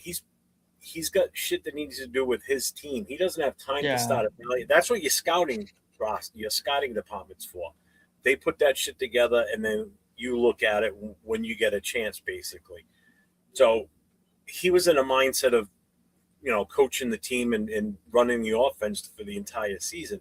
And once the playoffs started, or getting close to the end of the play, you can forget him watching college film. He's got to get ready for the teams he has to play each week. He doesn't have time for that. Now he's got to go full speed and review as much as he can to get up to speed with what he sees in Mendoza, and if it's something he can work with. Because again, he may not want him. We don't know. Based on his response the other day, the jury's still out on whether he wants Mendoza or not. Do you feel different on that, Jay or Nate? When you saw that, I mean, did you get a feeling like that's who he wants? To me, I think it was just a matter of answering the question in a way because he doesn't have all the information yet. Like he can't completely answer like, yes, I want to be all in on Mendoza when he hasn't really studied the film and looked at him as a prospect completely. So, I mean, I'm not really sure. Obviously, we have all of our personal opinions on the prospect of Fernando Mendoza, but I really don't know what Kubiak feels about Mendoza. I can tell you what I feel and how I think he fits into the system, but obviously I'm not Klint Kubiak, so we are definitely going to be able to see during this draft process what everybody thinks. Jay? Yeah, I think he gave the right answer, bro. It's like we got to evaluate. Yeah. For one, you don't want to tip your hand. You don't want to say we're gonna go out and get the fucking kid. Two, you really want to do your homework. I tell you guys that all the time. Check out his tape. Do your homework. Look at his game film. Don't just look at the playoffs. Look at it as a whole. If are you still sold on him? And if you are, great. And if you're not, all right, cool. State why. And I think Kubiak, the way he is, that's a smart move. You want to go ahead and look at tape closely. You want to go ahead and talk to your scouts. What have they seen? Who have they talked to? Because the scouts are talking to everybody right now. I'm pretty sure they have somebody like talking to the friends, to the guys he went to school with, his high school coach, people at Cal, et cetera, et cetera. You can even go down birthday parties. Yeah, going down to the Pee Wees, you have pictures of Mendoza at the Pee Wees, so shit like that. He has to do his homework, and so, like I said the other day, Spytek, Brady, and now Kubiak need to sit down, need to have a serious, long, intimate conversation about Fernando Mendoza, and you got to ultimately decide are we gonna draft this kid, and is he gonna fit into our system? And if it's a yes and yes, then great, you go all in. And if it's a no, why is it a no? And then what is the plan to go ahead and trade back? And who is going to give us our maximum return? Who can give us the maximum return on investment on this number one pick, right? And that now you're going to have some showmanship, or you're going to have to sell this thing that people, you want to start leaking shit that you're going to get Mendoza, until the phone starts ringing, and then you hear those offers, and then eventually you'll do your thing. But I think that's a smart move. I think you have to go ahead and look at the tip. It has to make sense for both. So Fernando and for Klint Kubiak. And is he going to be the best guy to be in the system on a long term basis, not just this season? That's even if he plays this season, and that's another whole can of worms right there in itself. But in the long term basis, is he going to be the guy that's going to be efficiently more than efficient and at a high clip be able to run the offense? So, when was the last time you guys went to a high school, college, and/or pro football game? Last game I went to was December 14th, the Philly Raiders game in Philly. I went. I went to the Raider game on my birthday, which is November the 2nd. Well, not my birthday's not November the 2nd, but the Jaguar game was on November 2nd. College, I went to the UNM game versus New Mexico State. That rivalry. There's a big rivalry out here. Games too? Nate? Huh? I'm sorry? Do you go to USC games? Yeah, I think I went to 2 or 3 SC games this year, and then I went to 4 Raider games. I think I went to 4 Raider games this year. You came here to New England. Yeah, here, You were LA. Yes. I went to Raiders Giants, and technically I was there for Raiders Cowboys. Yeah, You were in the area. I was literally a block away from the stadium. So Yeah, see, in the area. but no high school games this year. Yeah, I didn't go to any high school games this year. Besides the college games around me, I'm in Rhode Island. The college games around here. Actually, Bryant's not bad. Bryant University is actually pretty. You have UConn, don't you? Huh? Don't you have UConn? like UConn? UConn's- Yeah. That's like a 2-3 hour ride. Really? Yeah. You don't go to any Ivy games? Ivy League games? No, I don't go up there. No, are you kidding me? I'm not going on Brown's campus. It's horrible over there. Is it really? Yeah, it's too many. First of all, it's not that great of an area. First of all, and the Brown college students, man, they're freaking weird, dude. Oh They boy. are some weird Yeah. kids. Yeah. What about no, Providence? Does Providence have a football team? I know they're good at basketball. No, Providence College does not. You've got Brown University, Bryant College, and URI down in South Kingstown. Hmm. So those are the three main. Those are the only 3 football. Oh no, Salve Regina too, but they were in Newport. So you got 4 college teams here. The PCs for hockey and basketball. That's their famous. URI football, basketball, women's basketball especially. PC doesn't have a women's basketball team. So yeah, they're not that big around here. If I wanted to go and see like college, I'd go to Boston, like Boston College, shit like Yeah. I was gonna say that, like Boston College. Yeah, PC. UConn's a little bit too far for me from here. Not that I wouldn't go, it just I never really thought about going out there. Let's see. What is the percentage we draft men do? Is it 80, 70, or 50? Ooh. I think it's a little bit higher than 50% in my opinion. Probably 65. Right in between there. I say 80.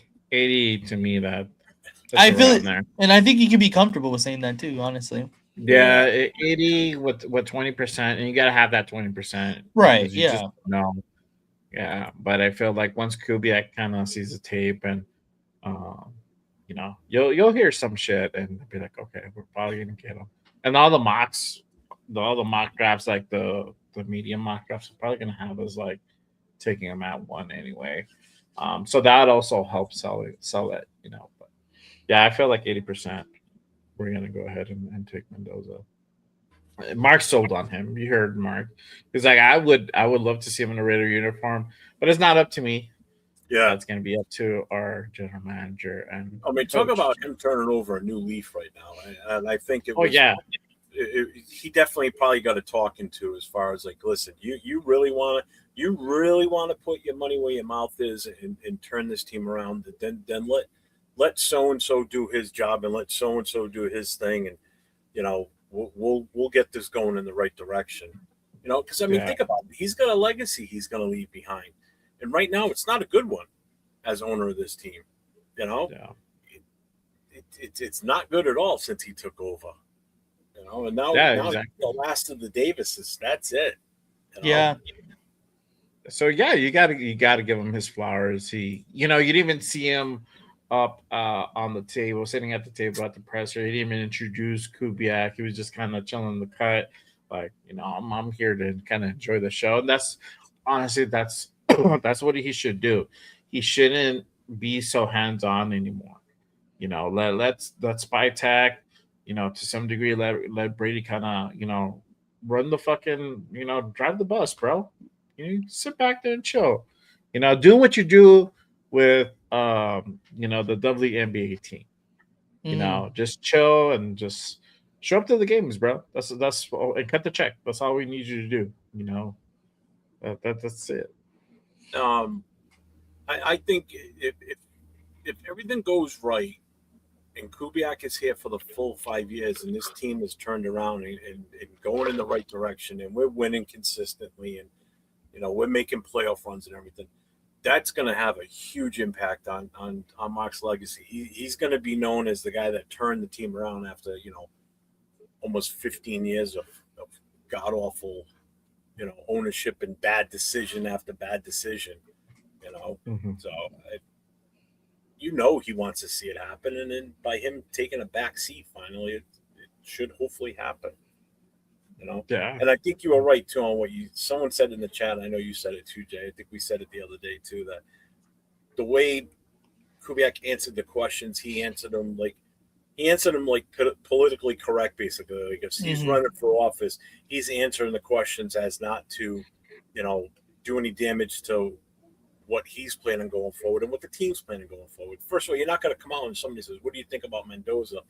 He's not going to say, "Oh, we're taking him." You're not going to show your hand.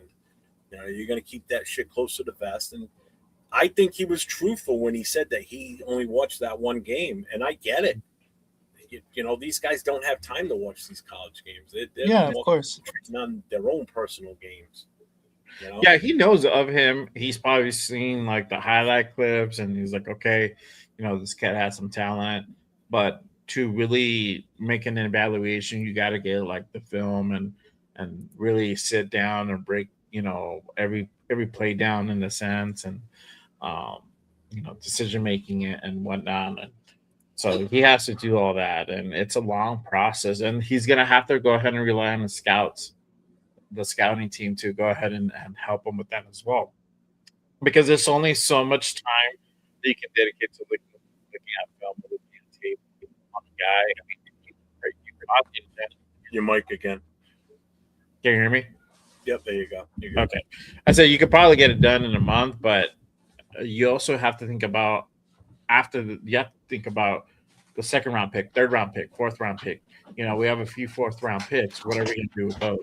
So you have to also think about that and how you're going to go ahead and build. And you need some defensive players as well. We got 10 picks as of right now. We have to also figure out what we're going to do on the other side of the ball, not just offensive. What are your record predictions for the next couple of years? Nothing for this year. I'm not. I've already said it. I'm not giving any win-loss predictions for this season. I don't care what we get for wins or losses. I give Kubiak a pass on the wins losses. I want to see. Yeah. I want to see a better product on the field.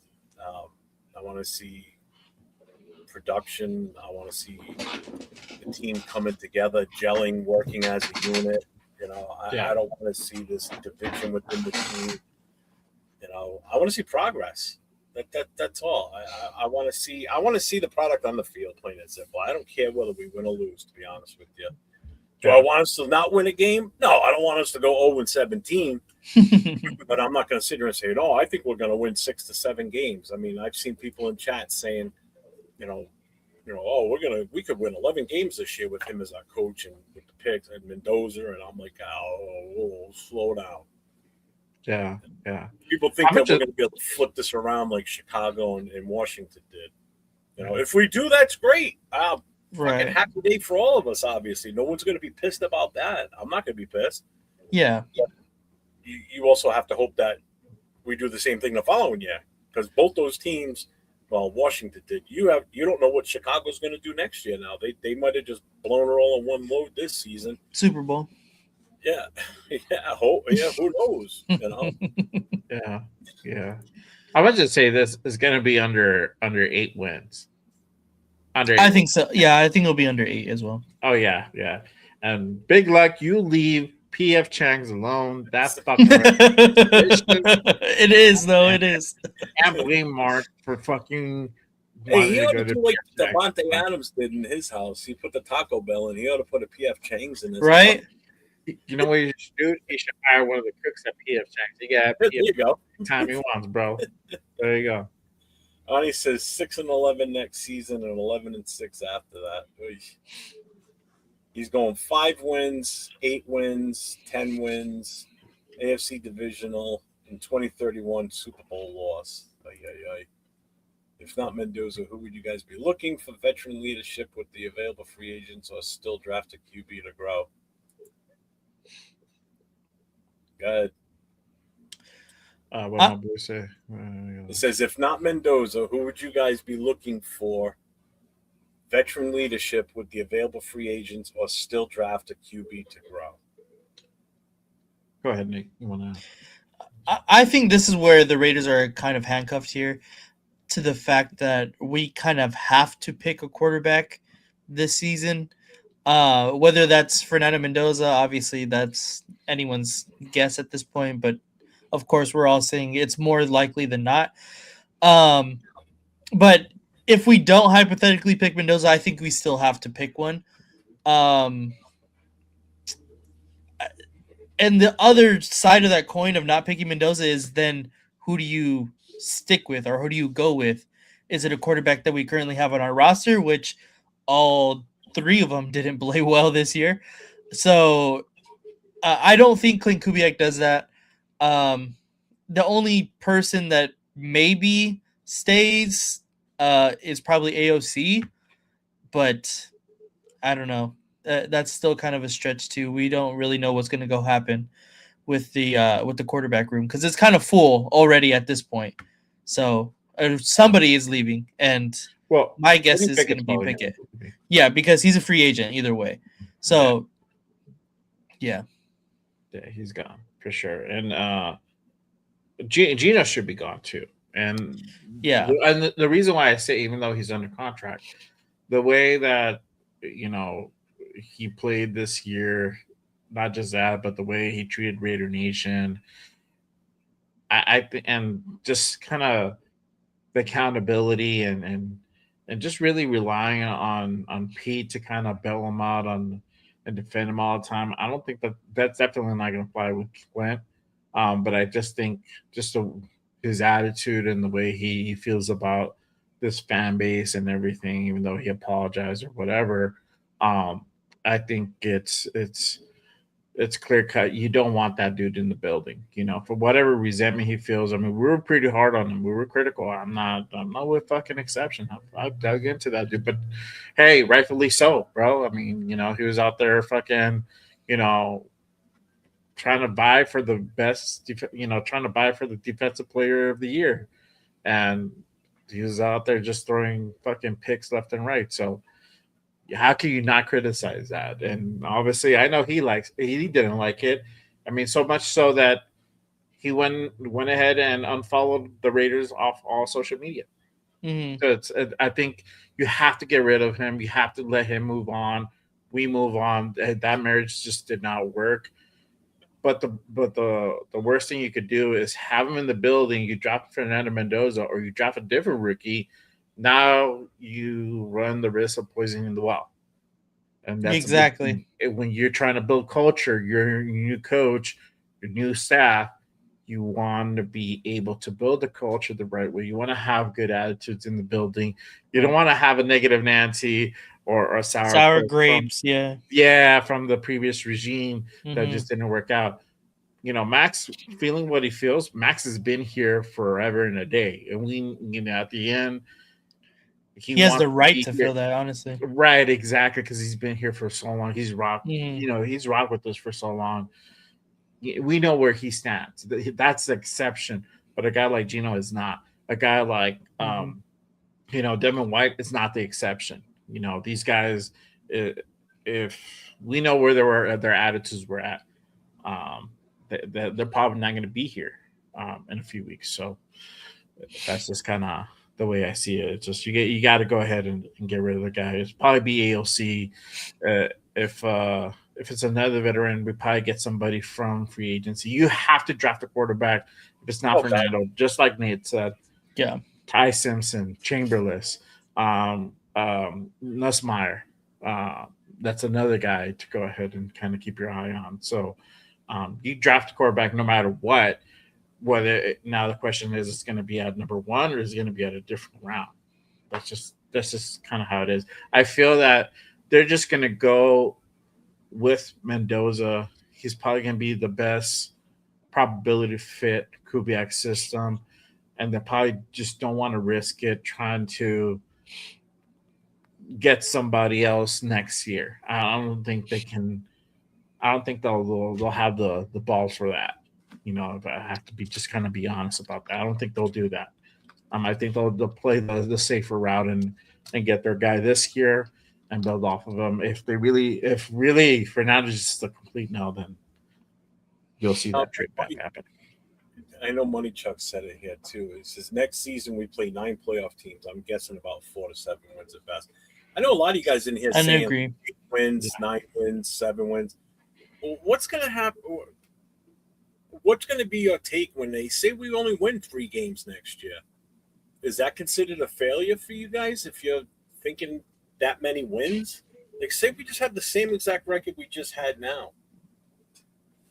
Do you think that's a failure for the year? I think it depends on how it looks. Obviously, this season it looked bad, like really bad.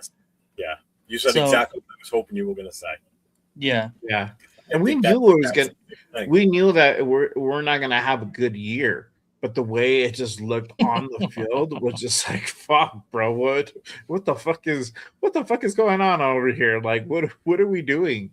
Yeah. What are we doing? And like, there was no progression. So if we would have won 5 games as opposed to the 3 or the 4, right?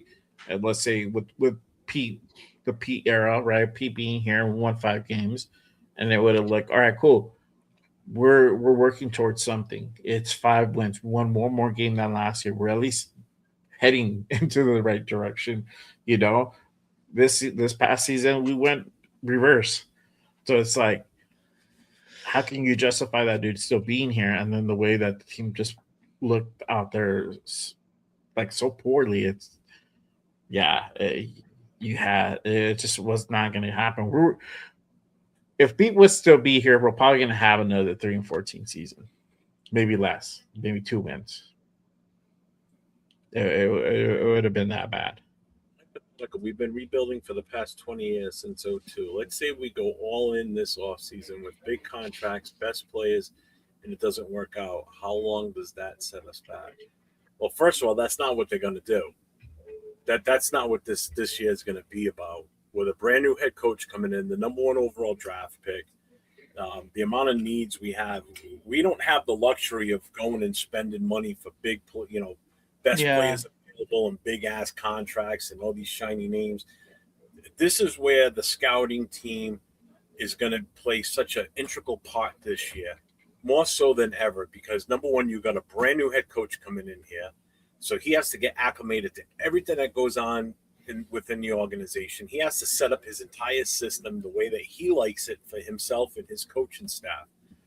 So they're not going to be running out there and taking these big contract chances, going for these big shiny players. They're going to be building this team through free agency to some extent and actually doing their homework and investigating into these players that are coming out in the draft and taking what's best available. That's going to help this team grow in the vision that they've got as the coaching staff. So this isn't going to be like what it was last year. Pete Carroll tried doing what you just said right here last year, but he didn't do a good job of it because he really didn't bring in anybody big and flashy and spend big money on contracts. He was in a win now mode, and he said it himself. we're here to win, and we're going to win 10 games, and he fell short by 7. So that's not going to be this season. This season's going to be different because I think Spytek's got a grab of this year. He's got a handle on this, and it's going to be the way that him and Kubiak and obviously Tom Brady in there somewhere. It's going to be their vision on what they want to do. They want to put a winning product on the field. It's going to take time. It's not going to be an overnight success. So I don't think so. This doesn't even happen. What you say here, to be honest with you, I don't think that's even I don't even think they're thinking. We're not going to get big contracts like that. You might see a couple, but you're not going to see like everything is a fucking home run. It's not going to look like that. You're going to get guys that are complimentary. The big names that you probably see is just offensive linemen, and maybe Raheed Shaheed comes here, and I think that'll probably be the biggest drop in the bucket because he's a free agent this year, and that'll probably be a guy that Kubiak goes after because of the familiarity. They just won the fucking Super Bowl together. So for him to want the opportunity to come here and maybe add a little bit of discount, I think that happens. But other than that, Linderbaum, and then maybe like another offensive lineman, and then everything else is going to be like lower grade guys that are not going to make it. You might again big splash. So, there you go. It's working. Yeah. See, you're talking about really shitting the bed to win 3 games. Well, I'm just saying, if we do only win 3 games, everybody that's saying we're going to win, what's going to be the take on Kubiak? And I think, Big Luck said, fire him. That's the sad part. That's already I'm telling you that. No. He's saying if we only win 3 games, we have the same type of season we had last year, where we don't see the progress and we don't see what we're hoping to see, the signs of moving forward. Fans are going to be screaming that because that's just the way fans are. If it doesn't go the way they want it to go, they're going to lose their shit. And that's why I keep saying fans have to be patient. We have to be patient, bro. 100%. If it's 3 wins again, I'm cool.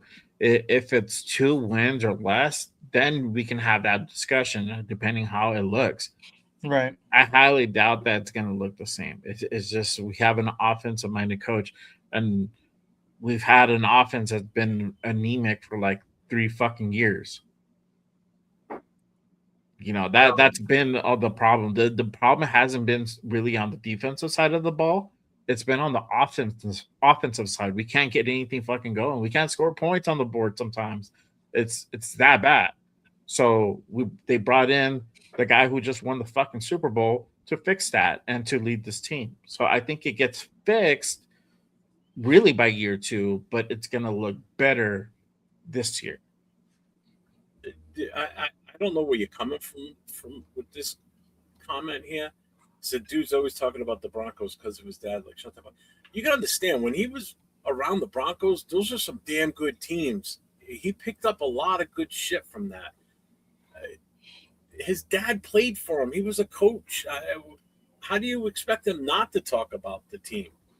I don't get it. He says, dude didn't study Raider history before he got the job. How do you know that? How do you know he doesn't know the history of the Raiders? Nobody came out and asked him questions about the past where he's going to sit there and be grilled on it in a press conference or anything. So you don't know what he knows and what he doesn't know.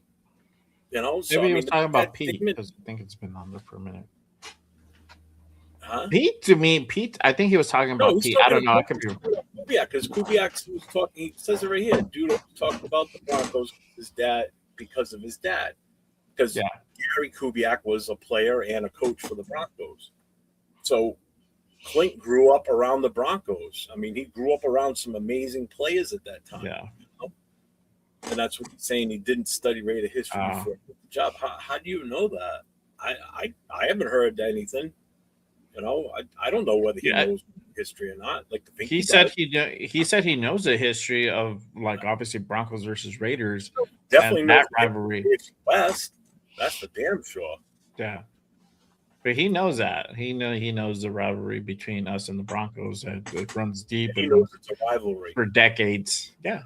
Unlike our last coach, Jack Kennett, just booked tickets to Bakersfield. With Let's go, Jack. Nice. Are you going this year, Nate? I'm planning on it. Yeah. Jay, you going again this year too, or no? I think I should be going. Yeah, I do want to go back to Cali. I need to go see the fan bam over there and take the kiddos. So If I'm guessing for right, sure. we see Mendoza play until game 6 or 8. I just want to see how O-line fix one game working and not getting man. I think if we do Jeff Mendoza, he's starting right away. I don't see him waiting, even if we have Gino still on the team or whoever it is, like a veteran. I still think Mendoza starts right away. What about you, Jeff? If they draft Mendoza, do you want him to start right away?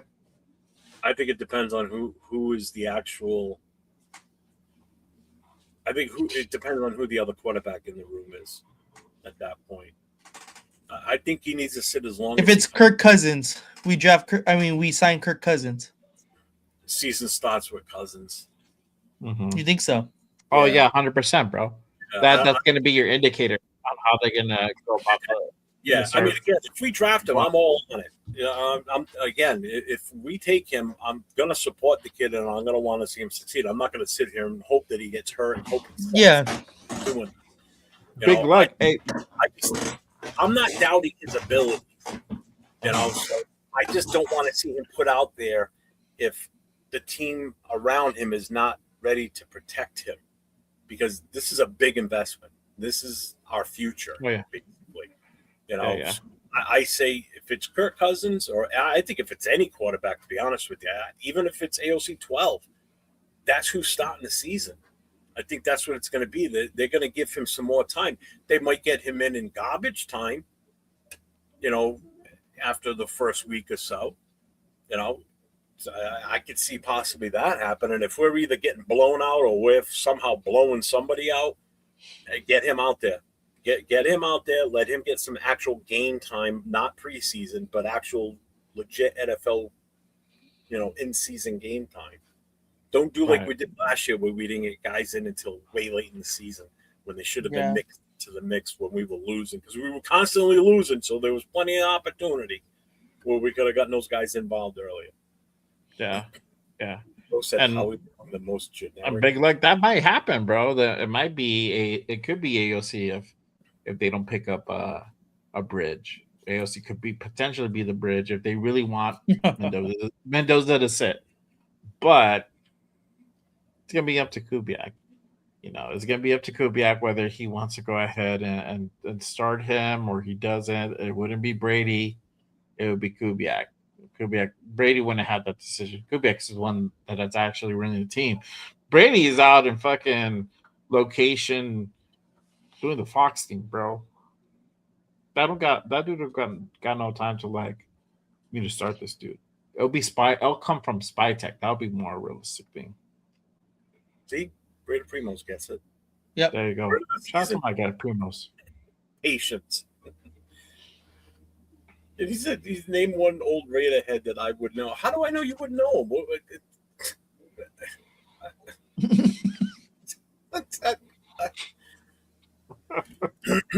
In today's day and age, I could say a name in 2 seconds. You're going to have it typed in somewhere and you're going to know it. 15 years ago? Yeah, it should be reversed, dog. It should be reversed. You put out a name. Well, he's going to just Google one. Yeah. That's true. There you go. I'm giving Kubiak 2 years. 2027 is the year we're a playoff team. Jeez.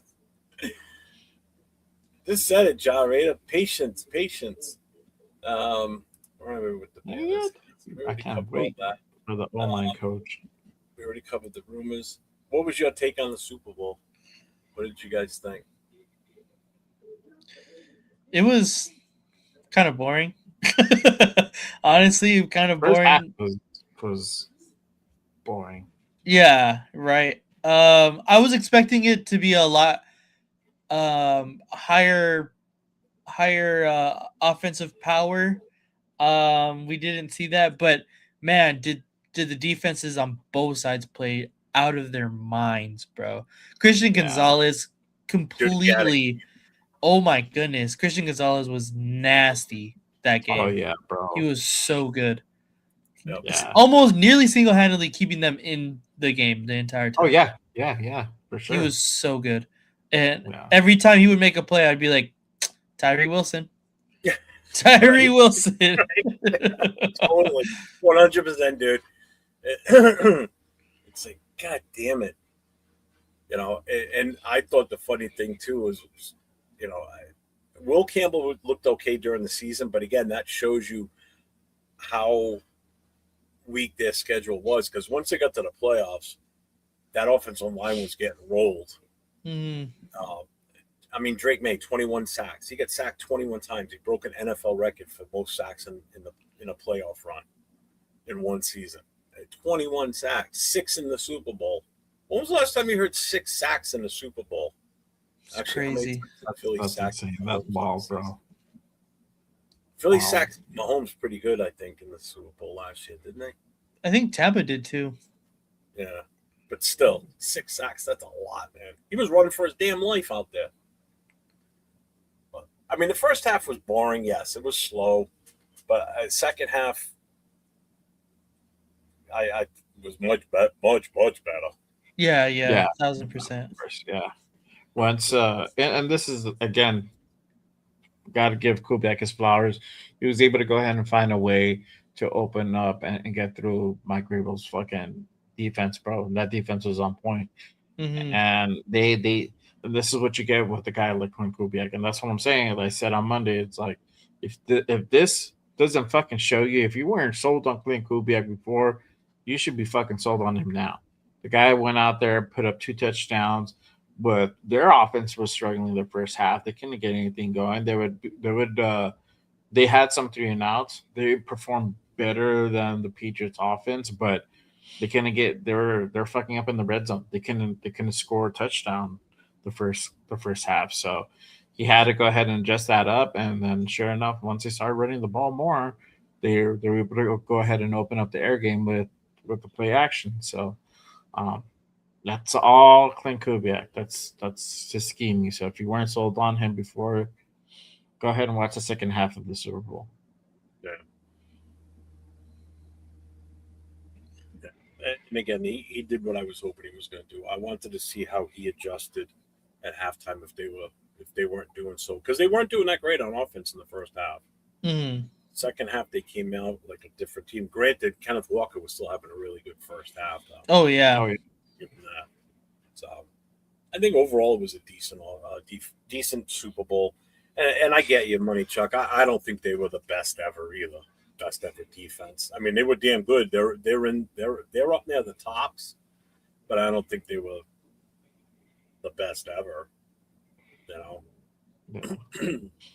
100%. 100%. Don't trip. 100%, bro. Watched the game live myself. That '85 Bears team was still amazing.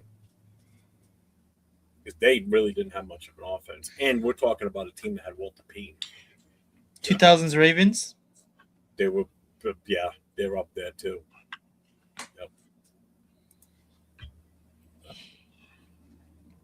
Yep. That's where I was going with last year for Coach. 100%. What was that? For Coach, so he said, so why don't people ever want to talk about building this D-line? That's where I was going with last year, and my thought was, drafting Mason Graham and adding him to Christian Wilkins and Max Crosby, and hopefully what we were hoping was a good Malcolm Kuntz. Because we seen in the Super Bowl that Philly got to Patrick Mahomes, and that is exactly what you said in your next comment here. That's exactly how we have to get to these quarterbacks, is you have to do with a 4-man rush without sending your extra linebackers, because they're just going to pick off people, whoever the linebacker or wherever the vacant spot is going to be. The quarterbacks in our division are too good, and the coaching is too good. They're going to be able to scheme it all open. So I completely agree that it's a big piece of our defense that needs to be addressed, and I feel like hasn't been addressed. And hopefully once we get that DC, we're going to have a lot better knowledge on what his philosophy is as far as building that defensive line. What I mean, you have a little bit of talent and like Lualu and then Thomas Booker. I like Thomas Booker. I like Thomas But Booker too. in the draft, you can go ahead and potentially get some guys too. I think this is going to be a good class for like the D tackles and like edges that are coming out. I mean, anybody from fucking the Texas Tech defense is probably going to be a good guy to go ahead and go after. They had a fucking great fucking defense, They slowed down Oregon a lot in the playoffs. So anybody from that defense, from Texas Tech, they play defense, you definitely want to go ahead and keep an eye on. But like you said, whoever they get defensive coordinator is also, what their philosophy is, how they're going to go ahead and run that defense is going to be important. So, yeah. What's my favorite halftime show? Kendrick, neither one of them. Neither one of them. I lean more on Kendrick. I like Bad Bunny though. He's cool. But I thought this one was stupid this year. But you don't like the jungle? Well, have you seen any of the camera angles from people up in the stands watching the game? You couldn't even see. I seen that. Yeah, I seen that. You can't see anything. All you seen is grass on grass in the field. You couldn't tell where he was. You couldn't even see him from up anywhere in the stadium for the most part. Oh, really? Yeah. Most of the videos from people's cell phones, you're looking down on the field, and the only way you knew where he was you could see the cameraman. All of a sudden, the cameraman comes backing out of the grass, and he's running out, and then he goes back in again, and Yeah, he wore something to kind of like emulate like the football, I guess, like a light brown, and yeah, it was all white, like eggshell white, No, it was like a light brown. I don't know, maybe I'm to me on my screen, but yeah, no, if I had it back for halftime shows, the Prince's was still Prince, Michael Jackson. Those were awesome. Prince in the Rain was amazing. That one. That was a good halftime show. Yeah. I like the Dre and Snoop one. That one was cool. So Money Chuck's listed them here. Bears, Baltimore, Giants, San Fran, Dallas, even the Seahawks when they won their first Super Bowl. True. Yeah, the Legion of Doom during that one. Yeah. Oh yeah, and I resent the fact of what's his name calling it the dark side.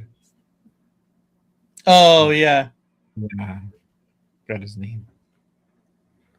Fuck that. I'm not into. I don't listen to new music. So Kendrick, I watched it last year, but it is what it is. It wasn't good, Jeff. It's all right. You can say it. It's not. A lot of this new music just sucks. I'm sorry. Jeff's all about CCR, bro. I don't even like Credence. I do not like Credence. That's crazy. I'm telling you, if that shit hits on anything I'm listening on, bang, I'm skipping it. I don't listen to them. I'm not a fan of Credence. Not at all. It's not on this playlist. Yeah, Whitney Houston wasn't bad. Maybe some like Megadeth or good. something like that. YouTube was good. Aerosmith was gross. That was a bad one.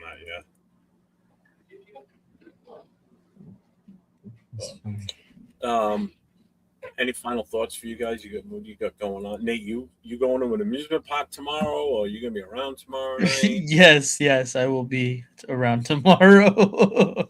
There's no games tomorrow. There's no Disneyland tickets. Bomb this week, and I know last week you went to Disneyland. Yeah, there's no hockey right now either. Yeah, they went to the Olympics, so yeah, we're good. There's no hockey games. Baseball hasn't started yet, so yeah, exactly. Yeah. It's only Olympics. All right, so you will see Nate and I tomorrow night on Raiders Coast to Coast. We got to come up with something good tomorrow night because we're just rehashing the same shit. Yeah, definitely. We got to do a game tomorrow night. Yeah. I'm down. Never know. There might be a a name that gets dropped tomorrow. Maybe they'll announce Yeah, they'll take what Mantena's to talk about, and then we'll. I know, huh? Hey, we Let's- hired so and so as the assistant tight end coach. Okay, What do you think about him? I don't even know him. I don't even know who he is. Never heard of him. No, they'll probably say they bought out Jim Schwartz's contract and be like, oh shit. Yeah, Boom. See, I would like that. I don't know if that's gonna happen tomorrow, but Yeah, we'll see. right. Exactly. That's kind of wishful thinking, but you know, it's real quick. Speaking of halftime shows, the one I thought they would have done when we hosted it at Allegiant, I thought what would have been a really good halftime show would have been doing Wayne a Newton. tribute to all the old, like original Vegas acts. You know, like the Frank. But that's the Sinatra. problem is they're old. But you know what I'm getting at, though. Stop it. No, Listen. I know. You know, like Elvis Presley. You know, all doing all that in Vegas. That would have made sense. That would have totally made sense doing that in Vegas. The first time ever hosting a Super Bowl in Vegas. Why not pay homage to what the Vegas shows used to be like back in the day? Like, you know, you doing a Rat Pack thing, and you know, Elvis and Neil Diamond, all that stuff. You know, you'd have like a whole slurry of them out there. That Was would've that the Usher year? That was the Usher year. I don't remember, bro. I don't remember was that the one with all the mirrors and shit? You got sick watching it.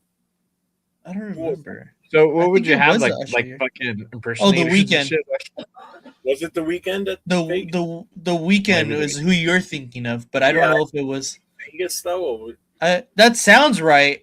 If it was in Vegas, I forget who the act was for the Vegas. it was either the Weekend or Usher, though. It's one of those two guys. Yeah, I think it was Usher. I You know what? I remember think something it was with Usher. He was already in Vegas. Usher halftime show or something. Oh, he had the residence. He had his residency that year. I think that's what it was. I think it was him. Yeah, I don't remember. I honestly don't. for sure. It was. Yeah, Usher. see, Big Luck says it was Usher. There you go. Yeah. I remember Usher. like seeing the Usher, like the halftime show with Usher. Yeah. Yeah, for sure. Yeah, that one kind of made you kind of sick watching that one. Just all the moving around inside the mirrors and everything. I think you got to take your freaking Dramamine before you start that one. Jeff's AI music is easier on the ears than the shit on radio nowadays. Yeah, you're not kidding. I can't stand that stuff now. Damn, Jeff wailed with me with Elvis.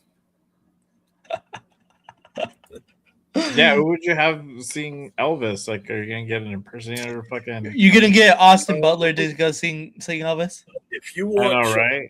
you watch America's Got Talent a couple of years ago, they had this guy come up and he did it's like a computer generated image of, like, say you yourself, like Jay. It's your image, but you're singing like an Elvis song.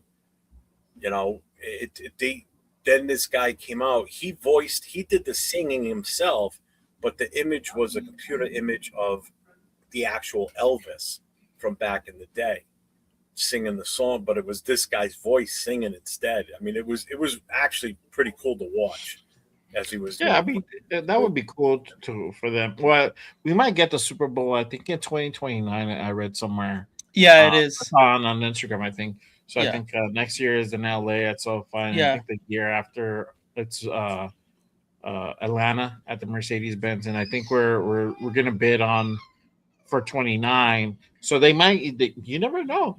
I think it's already set.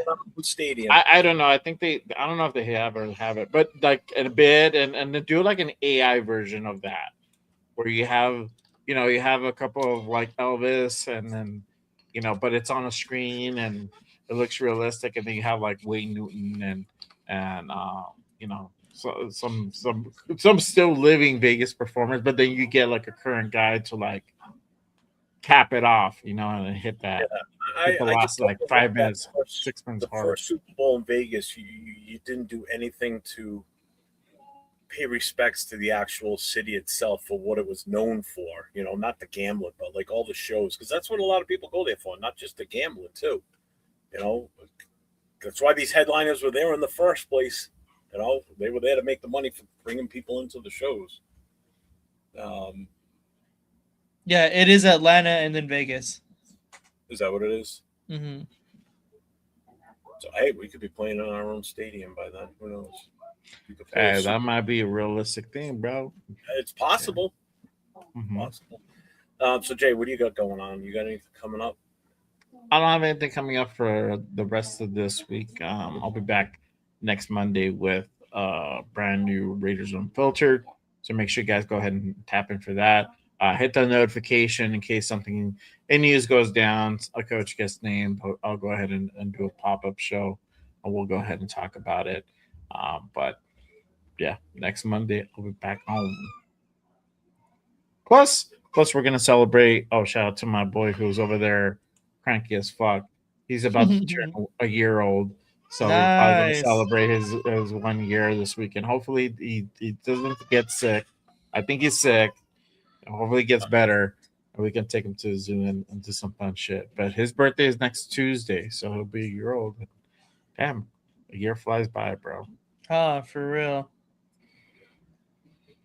And then Nate, you got anything else going on besides you and I tomorrow night? No, just tomorrow night. Yeah, that's really it. That's it. All right. So yeah, you'll see Nate and I tomorrow night, Raiders Coast to Coast, 10 o'clock Eastern, 7 o'clock Pacific. Again, make sure you guys hit all the channels, hit the subs, hit the notifications, hit the thumbs up, and make sure you guys definitely check in over at Nate's channel. We got to get his numbers back up there. We got to get him climbing. So I got nothing else. We good? All good. Peace Yeah, out, everybody. Stay safe and go Raiders, baby. Peace. Raider Nation. It's time to connect. Leo, Jay, Nate, Jeff, right. Yeah, silver and black. The crew is insane. Breaking down the madness before you can blink. Another week, wow, another storyline. But the Raider connection keeps it all in line. From Vegas lights to the East Coast grind, we talk that truth, no filter, no rewind. Four voices strong, so buckle in tight. It's time to bring the nation to life tonight. This is the Raider Connection Show, where the silver and black stories flow. Leo, J, Nate, and Jeff on go, breaking every play down blow by blow. R and 4L, you already know. Welcome to the Raider Connection Show. Leo with the facts, breaking down the scene. Jay brings a fire, keeping takes real mean. Nate on the road with the vibe and the view. And Jeff swings heavy when the nation needs truth. Wins or losses, we show up proud. Raising Raider Nation, loud and loud. Hit that chat, pull up, don't wait. This is family, this is connection, this is fate. Silver shields up, the energy grows. Four voices united everywhere that it goes. Every first down, every heartbreak hit. Raider Nation stays locked, we don't quit.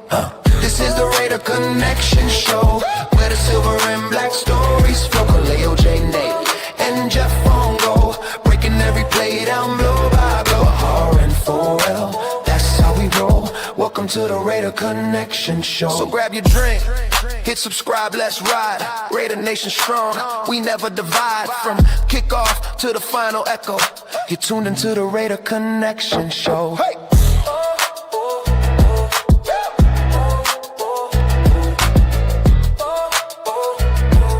You're tuned into the Raider Connection Show.